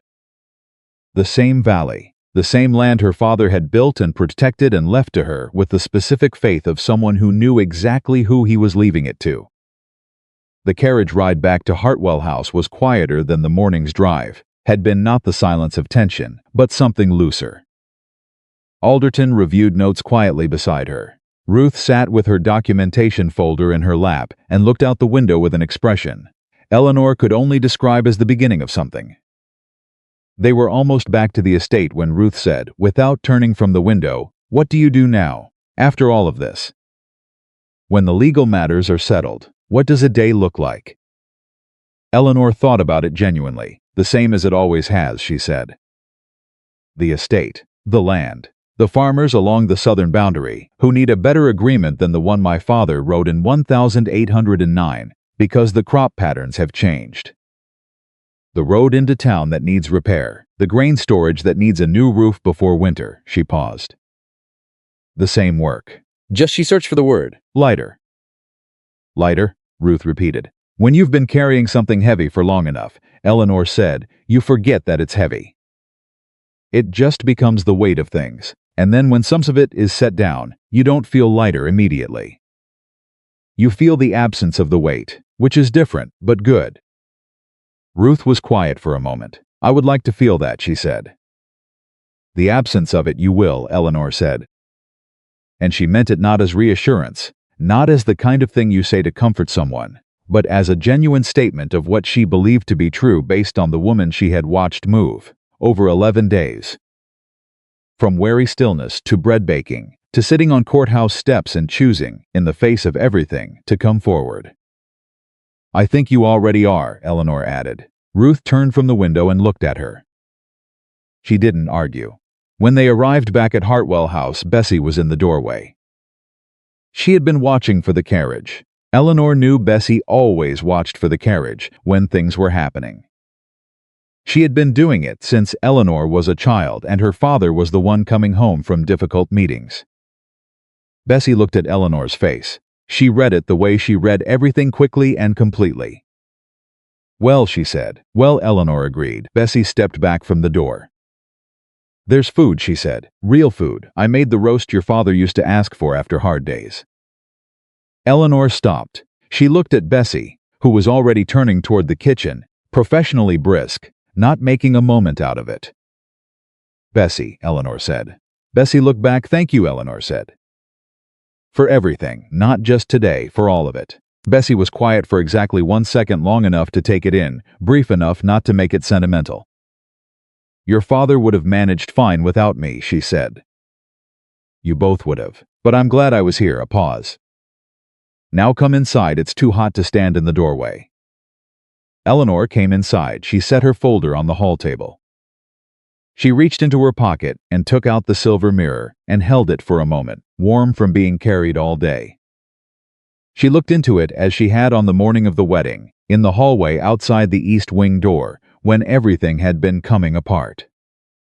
The woman looking back at her was the same woman, and also, she thought, not quite. She had the same face, the same set of the shoulders her father had taught her, the same eyes that had never been particularly good at pretending. But there was something different in them, now that she could not name precisely. Something that had been there before June, but not as settled. Not as certain of itself. She thought of her father's words in the letter Alderton had read in the courtroom. Time to be exactly who she is without anyone else determining what that means. She put the mirror back in her pocket. She walked toward the kitchen, where Bessie was moving efficiently, and Ruth Emberley was already sitting at the table, and the smell of roast and wood smoke was filling the house the way it had when she was a child. When her father came home after difficult days and sat down and said, "Tell me what's good." "We'll get to the rest." She sat down. She looked around the kitchen. She thought, "This is what's good." And then Bessie put a plate in front of her, and Ruth passed the bread, and Alderton, who had apparently also been invited. Because Bessie did not do things by halves, came in from the hall still holding his hat, looking slightly surprised and very grateful. And Eleanor Hartwell, who had walked into this summer with everything and nearly lost it all, and had stood at an altar and spoken the truth in front of 200 people, and had built, in 2 months, a case that no one had been certain could be built. Eleanor Hartwell sat at her kitchen table and ate. She had earned it. Outside, the estate was exactly as it had always been. The farmland stretching south, the stone fences, the oak trees along the road. The valley that bore her family's name, all of it still hers. All of it still standing, and for the first time in a very long time, Eleanor did not need to hold it tightly to be sure it was there. It was there, it would keep being there. That was enough to rest on for now. The criminal proceedings against Nathaniel Caldwell were filed 6 weeks after the hearing. Eleanor was not in the room when the papers were served. She had been at the southern boundary of the estate, standing in a field with old Mr. Simmons and 2 younger farmers, reviewing the grain agreements her father had written in Weinstein's 809. She had promised herself, after the hearing, that the legal matters would be handled by the people whose job it was to handle them, and that she would return to the work of the estate, the real work, the daily work. The work that had kept Hartwell Valley standing through drought and dispute and death and one very eventful summer. Alderton sent word by messenger. Eleanor read the note, folded it, put it in her pocket, and continued the meeting about grain agreements. Mr. Simmons, who had been watching her face, said nothing. When the meeting was finished, and the 2 younger farmers had gone, he walked with her back toward the main road, the way he sometimes did. Not because it was on his way, but because he was a man who understood when company mattered without needing to be told. Word came, he said. The papers were filed, Eleanor said. Good, he said. They walked a little further. Eleanor, he said. Yes, your father built this valley, Mr. Simmons said. And you held it. And I want you to know that I've lived long enough to understand the difference between those two things. Building is hard. Holding is harder. He paused. He would have said the same. Eleanor kept walking. She did not trust her voice for a moment. When she had it back, she said he did say the same. Not in those words, but the same. Simmons nodded once and turned off toward his own land at the fork in the road, and Eleanor continued toward Hartwell House with the August sun on her back and the note in her pocket and something in her chest that was slowly, carefully becoming peace. Henry Marsh published his article in the Richmond Gazette 3 days after the criminal filing. Eleanor had read it twice before it was printed at Marsh's own insistence. He had said, because he wanted to make sure every fact was accurate, and Eleanor had believed him. Because he had the expression of a young man who had discovered that something mattered and was not going to risk getting it wrong. The article was measured and specific, and it used the phrase pattern of deliberate fraud twice, which was accurate, and it used the phrase several women affected without naming any of them, which Eleanor had required as a condition of her cooperation. It was the most read piece the Gazette had published in 2 years. By the end of the first week, Eleanor had received 14 letters from women she had never met, in counties across Virginia, describing situations that sounded, in their broad outlines, uncomfortably familiar. Not all of them involved Nathaniel Caldwell. Most of them did not. But they were women who had read the article and recognized something in it, the specific shape of being targeted because you were alone, and because the law was not yet built to protect you well enough, and who had, for the first time, somewhere to direct that recognition. She read every letter. She answered everyone. It took the better part of 3 weeks, writing in the evenings after the estate work was done, at her father's desk, by candlelight. Bessie brought tea without comment. Ruth, who was still at Hartwell House and had begun to talk about what she might do next with the air of someone who is still deciding, but is no longer afraid of deciding, sometimes sat in the study and worked on her own correspondence while Eleanor worked on hers. It was on one of those evenings that Eleanor looked up from a letter and said, "Ruth." What are you going to do?" Ruth set down her pen. She looked at the question like she was deciding how honest to be. "I'm going to go back to Spotsylvania," she said, eventually. "There's a portion of the farm that was never formally transferred. The attorney made an error in the documentation, which Alderton found. It's small, but it's mine. I want to go back to it." "That's good," Eleanor said. "It's terrifying," Ruth said. "Going back to a place that," she stopped, "a place that has so much of what happened in it." "Yes," Eleanor said, "but the place was yours before it had any of that in it. And it'll be yours after." Ruth looked at her for a moment. "Is that what you told yourself?" she asked. "About this house? About all of it?" Eleanor thought about the morning of her wedding, the hallway, the east wing door, standing in her wedding dress with her grandmother's mirror pressed against her chest and the world rearranging itself under her feet. "I told myself," she said slowly, "that the house was still my father's house. That the land was still my father's land. That whatever Nathaniel Caldwell had planned to do with it hadn't happened. And that my job was to make sure it never did." She paused. "The place wasn't contaminated by what almost happened. It was just a place where I almost made a terrible mistake and didn't." Ruth was quiet for a moment. "I think I can work with that," she said. "Good," Eleanor said. "Work with it." She turned back to her letter. Outside, the late summer night was beginning to cool, the first edge of autumn in the air, and Hartwell House settled around them with the particular solidity of a place that has absorbed many things and is not moved by any of them. Clara came to Hartwell House on a Thursday afternoon in September. Eleanor had known she would come eventually. She had thought about what she would say when she did, in the odd moments between tasks, reviewing agreements, walking the fence lines, reading letters at her father's desk. She had not arrived at a clean answer, because there was not a clean answer. There was just the truth, which was complicated, and which she had learned, over the course of this particular summer, to hold without requiring it to be simpler than it was. Clara knocked at the door not the way she used to come, which was to let herself in through the kitchen and call out Eleanor's name.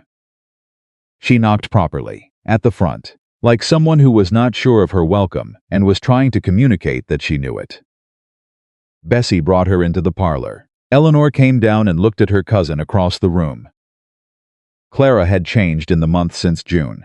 She looked older in the particular way that difficult things make you older, not aged exactly, but more settled into herself. Less surface. Whatever had been carefully arranged in her expression before had been, it seemed, largely removed by the months of consequence. "I heard the papers were filed," Clara said. "Yes." "And the article." Clara paused. "I've been there are things I want to say to you. I don't know if they're things you want to hear, but I need to say them anyway." "Sit down, Clara," Eleanor said. Clara sat. She did not fidget. She folded her hands and she looked at Eleanor directly, which took more courage than Eleanor expected, and she said, "I've been thinking about why I did what I did. Not making excuses for it, just trying to understand it honestly. Because I think if I don't understand it, I'll be capable of doing it again." Eleanor said nothing. She listened. "I was angry," Clara said. "I have been angry for a long time, at my father for wasting everything. At the situation." She stopped. "At you, not because you did anything wrong. Just because it was easier to be angry at something I could see than at everything I couldn't change." She paused. "Nathaniel found that anger. He didn't create it. He just found it and told me it was justified and gave it a direction." "Yes," Eleanor said, "that is what he does. I know that now," Clara said. "And I know that knowing it doesn't undo what I chose. I made choices. Knowing why doesn't make them not my choices." She looked at Eleanor steadily. "I'm not asking you to forgive me. I don't think I've earned that, and I'm not sure I will. I just needed you to know that I understand what I did. All of it, without the story I was telling myself to make it easier." Eleanor looked at her. She thought about the woman who had sat on the porch with her 3 nights before the wedding and held her hand. She thought about what it had cost Clara to come here today, to knock properly at the front door of a house she used to walk into freely, and to sit across from the person she had wronged most and say, plainly and without defense, "I know what I did." She thought about what her father used to say about honesty. That it was the most expensive thing a person could offer, and the most worthless if it arrived too late. But that sometimes too late was a matter of timing, not of truth. "Clara," she said, "I can't tell you what we are to each other now. I don't know yet." She paused. "But I believe what you just told me. I believe you mean it, and that matters to me." Another pause. "It doesn't mean everything is as it was. It means you told me the truth when it was hard to tell it. I'll start from there." Clara's jaw tightened briefly, the expression of someone absorbing something that is both better and harder than they expected. "That's more than I came hoping for," she said quietly. "Then we're both doing better than we expected," Eleanor said. After Clara left, Eleanor sat in the parlor for a moment alone. She did not feel resolved exactly. Forgiveness was not a single moment. She had learned it was a direction you chose to walk in, and some days you walked further than others, and the important thing was not to stop walking. She was still learning to walk in that direction. She would keep learning. She picked up the silver mirror from the table beside her, where she had left it that morning, and held it in her palm. She thought about all the mornings she had held it this summer. The hallway, the wedding that didn't happen, the courthouse steps, the kitchen table with Ruth, her father's study late at night with the letters and the lists. She turned it over in her hand. The tarnish at the edges had not changed. The carved rose handle was the same. It was the same object it had always been. She was not the same person who had picked it up in June, though she would have been hard-pressed to say exactly what the difference was. Not stronger. She had always been strong. Something more than that. More certain, maybe, of what her strength was actually for. The autumn brought its own rhythm. And Eleanor moved inside it with the particular focus of a woman who has been briefly derailed and is now very clear about where she is going. She renegotiated the grain agreements. The farmers along the southern boundary, 3 families who had been working the land under terms that had made sense in 1809 and were increasingly inadequate by 1816, sat with her at the kitchen table over 2 meetings and arrived at terms that were fair and specific and would hold. She repaired the grain storage roof, overseeing the work herself, because her father had always said that the people doing the work did it better when they knew the person whose property it was cared enough to watch. She hired a second farmhand for the winter preparation, a young man named George who was 17 and had good instincts and no experience, and reminded her, slightly, of herself at that age, more knowledge than anyone was giving him credit for. Working twice as hard to compensate for the assumption that he had none. She told him this on his 3rd day of work, not the part about herself. Just the part about the instincts. She said, "You know more than you're letting on." "Stop letting on less than you know." He stared at her. "Yes, ma'am," he said. "Yes, miss," he said. And then tentatively, "How do you—" "Because that's what it looks like," she said. "I've seen it before. Now go fix the fence on the north side. It's been leaning since August and I've been too busy to say so." He went. She watched him go and felt the particular satisfaction of useful things being properly done. The criminal proceedings moved forward in October, and Alderton kept Eleanor informed with the regular precision of a man who understood that she was managing, not hiding from, the situation. 2 additional women came forward in connection with the cases David Caldwell had described, not the 2 Eleanor had written to, but 2 others, from different counties, who had read Marsh's article and contacted the court directly. Ruth was one of the formal witnesses. Eleanor received a letter from her the week after she testified, written in Ruth's careful hand, and the letter said, among other things, "I walked into that room and I was frightened. And then I started talking and the frightened part got smaller." Not gone, smaller. I think that's how it goes. I think you just make the other part bigger by doing the thing, and the frightened part doesn't disappear, but it's not in charge anymore. Eleanor read it 3 times. She wrote back, "That is exactly how it goes." You understood it faster than I did.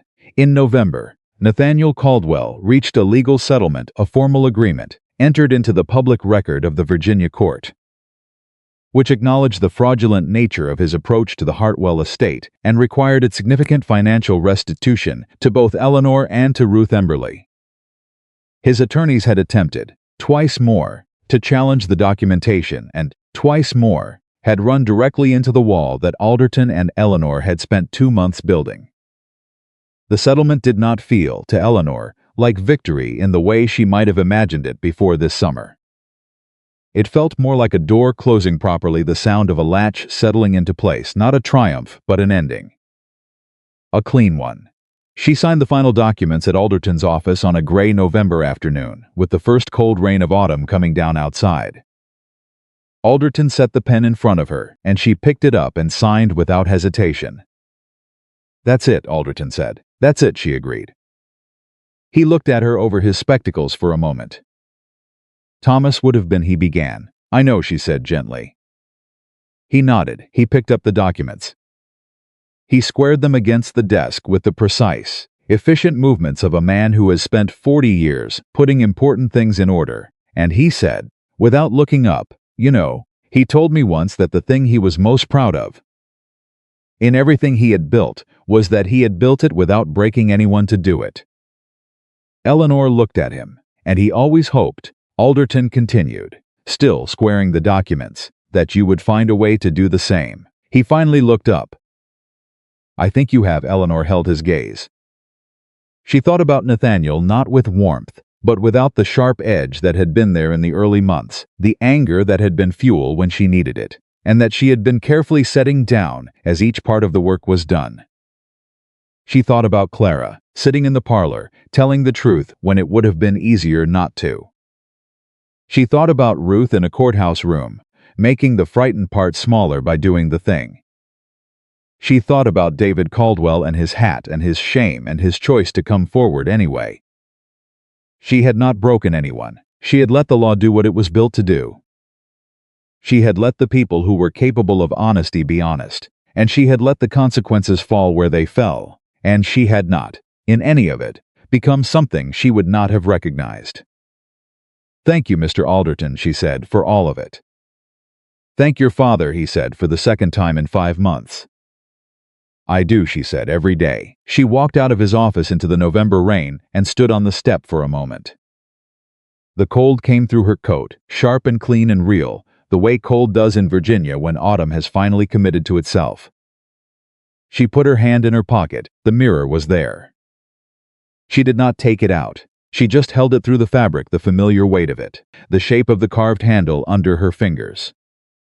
She thought about the morning of the wedding, the hallway, the door ajar, and her life on the other side of it about to change in a direction she had not chosen and could not stop. She had been so afraid, not of Nathaniel in the end, not of what he could take. She had been afraid, she understood now, of what it would mean to stand up, of the size of it, of the cost of making yourself visible when everything in you wanted to go quietly back to your room and grieve in private and tell no one. She had been afraid, and she had done it anyway, and Ruth had laughed in a kitchen. And Clara had knocked properly at a front door, and Marsh had written the article he had been afraid to publish too soon. And David Caldwell had sat with his hat in his hands and chosen, however imperfectly, to be different from his name.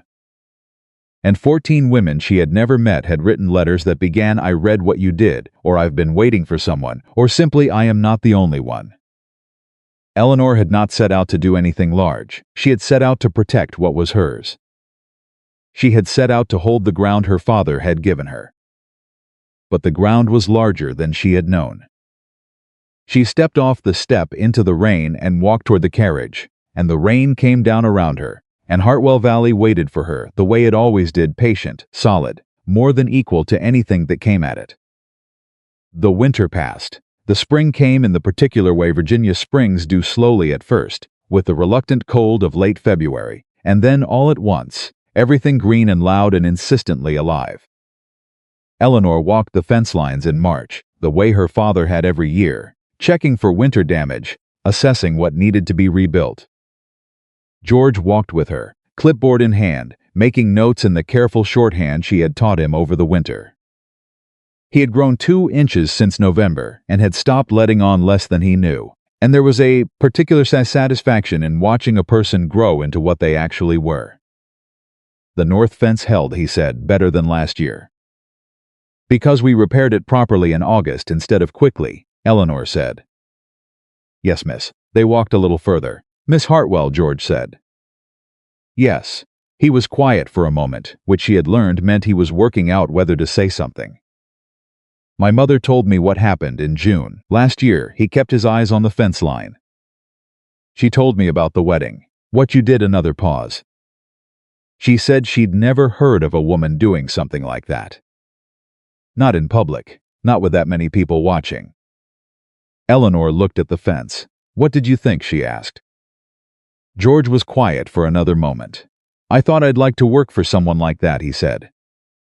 Eleanor said nothing for a moment. Then she said, "Fix the post at the north corner." "It's not as secure as it looks." "Yes, miss," he said. He went. She stood at the fence line and looked out over Hartwell Valley in the March morning, the long, even fields, the stone walls, the road into town that she could see from here if she looked. The particular quality of light over the valley that she had known her whole life and would never be tired of. Her father had stood in this exact spot, she knew it. She had stood here with him, as a child, and he had put his hand on her shoulder and looked out over the land and said, "You know what this is, Eleanor? This is something we made. It wasn't here before us, and it'll be here after us." That's all any person can really ask for. She had been 11 years old. She had not understood it the way she understood it now. In April, a letter arrived from Ruth. She was back in Spotsylvania. She had the small portion of the farm that had never been properly transferred, and she had found 2 neighboring farmers willing to help her work it on shared terms that she had negotiated herself, without a lawyer, and then had Alderton review afterward to make sure she had not missed anything. He said the terms were fair, Ruth wrote. He looked almost surprised. I told him I had learned from someone who was very particular about fair terms, and he seemed to know who I meant. The letter was 3 pages long. At the end, Ruth wrote, I thought about what you said. About the place being yours before it had any of the hard things in it, and being yours after. You were right. It took a while to feel true, but it does now. Eleanor folded the letter and put it in the drawer of her father's desk, with the other letters she kept. The important ones. The ones she would read again someday, on a day when she needed to remember what the harder seasons had made possible. In May, Henry Marsh wrote to ask if she would speak to him again, not about the case, which was settled, but about the letters she had received, the women who had written to her. The broader question of how the law could be improved to better protect women in situations like the ones she had described. She wrote back, yes, come on a Tuesday. The week is always better by Tuesday. He came on a Tuesday. He stayed 4 hours. He left with more notes than he had brought, and an expression that Eleanor had learned to associate with people who have encountered something larger than the thing they came looking for. She did not know what would come of it. She was learning slowly to be comfortable with that, with doing the things that were in front of her, and trusting that they would connect to the right things, the way her father's protections had connected to her need for them. Across the space of the years between when he built them and when she found them. Some things were not visible in the building. You only saw them in the holding. On a morning in late May, the kind of morning that Virginia offers sometimes, with the light coming in at an angle that makes everything look significant, Eleanor sat at her father's desk with a cup of tea and a fresh sheet of paper. She was not writing a legal document. She was not writing a letter of response. She was not writing a list. She was writing to no one, or to herself, or perhaps to her father, because the line between those three had never been entirely clear, and she had stopped trying to make it so. She wrote, the land is the same, the work is the same. I am different, not broken and made whole again. I do not think that is how it goes. More like shaped, the way a fence post is shaped by the ground it is held through. You cannot always see what it has held, but the holding is in it. You can feel it if you press your hand against the wood. She stopped. She looked at what she had written. She thought it was probably the truest thing she had put on paper all year. She folded it once and put it in her pocket, next to the mirror. Then she picked up her pen and started the actual work of the day. Outside, George was fixing the post at the south corner that had been leaning since March. The farmers along the road were beginning their spring planting. A cart was coming up the long drive from town, probably the supply order she had placed last week. The birds were very loud in the oak trees along the road, the way they are in May, like the season itself cannot keep quiet about what it is. Hartwell Valley was exactly as it had always been. And Eleanor Hartwell was at her father's desk, doing the work, holding the ground, carrying the mirror in her pocket, and the letter in the drawer, and the weight of a summer that had nearly taken everything from her and had given her, in the end, a sharper and more certain knowledge of exactly who she was. She had never been someone else's. She had never been a transaction.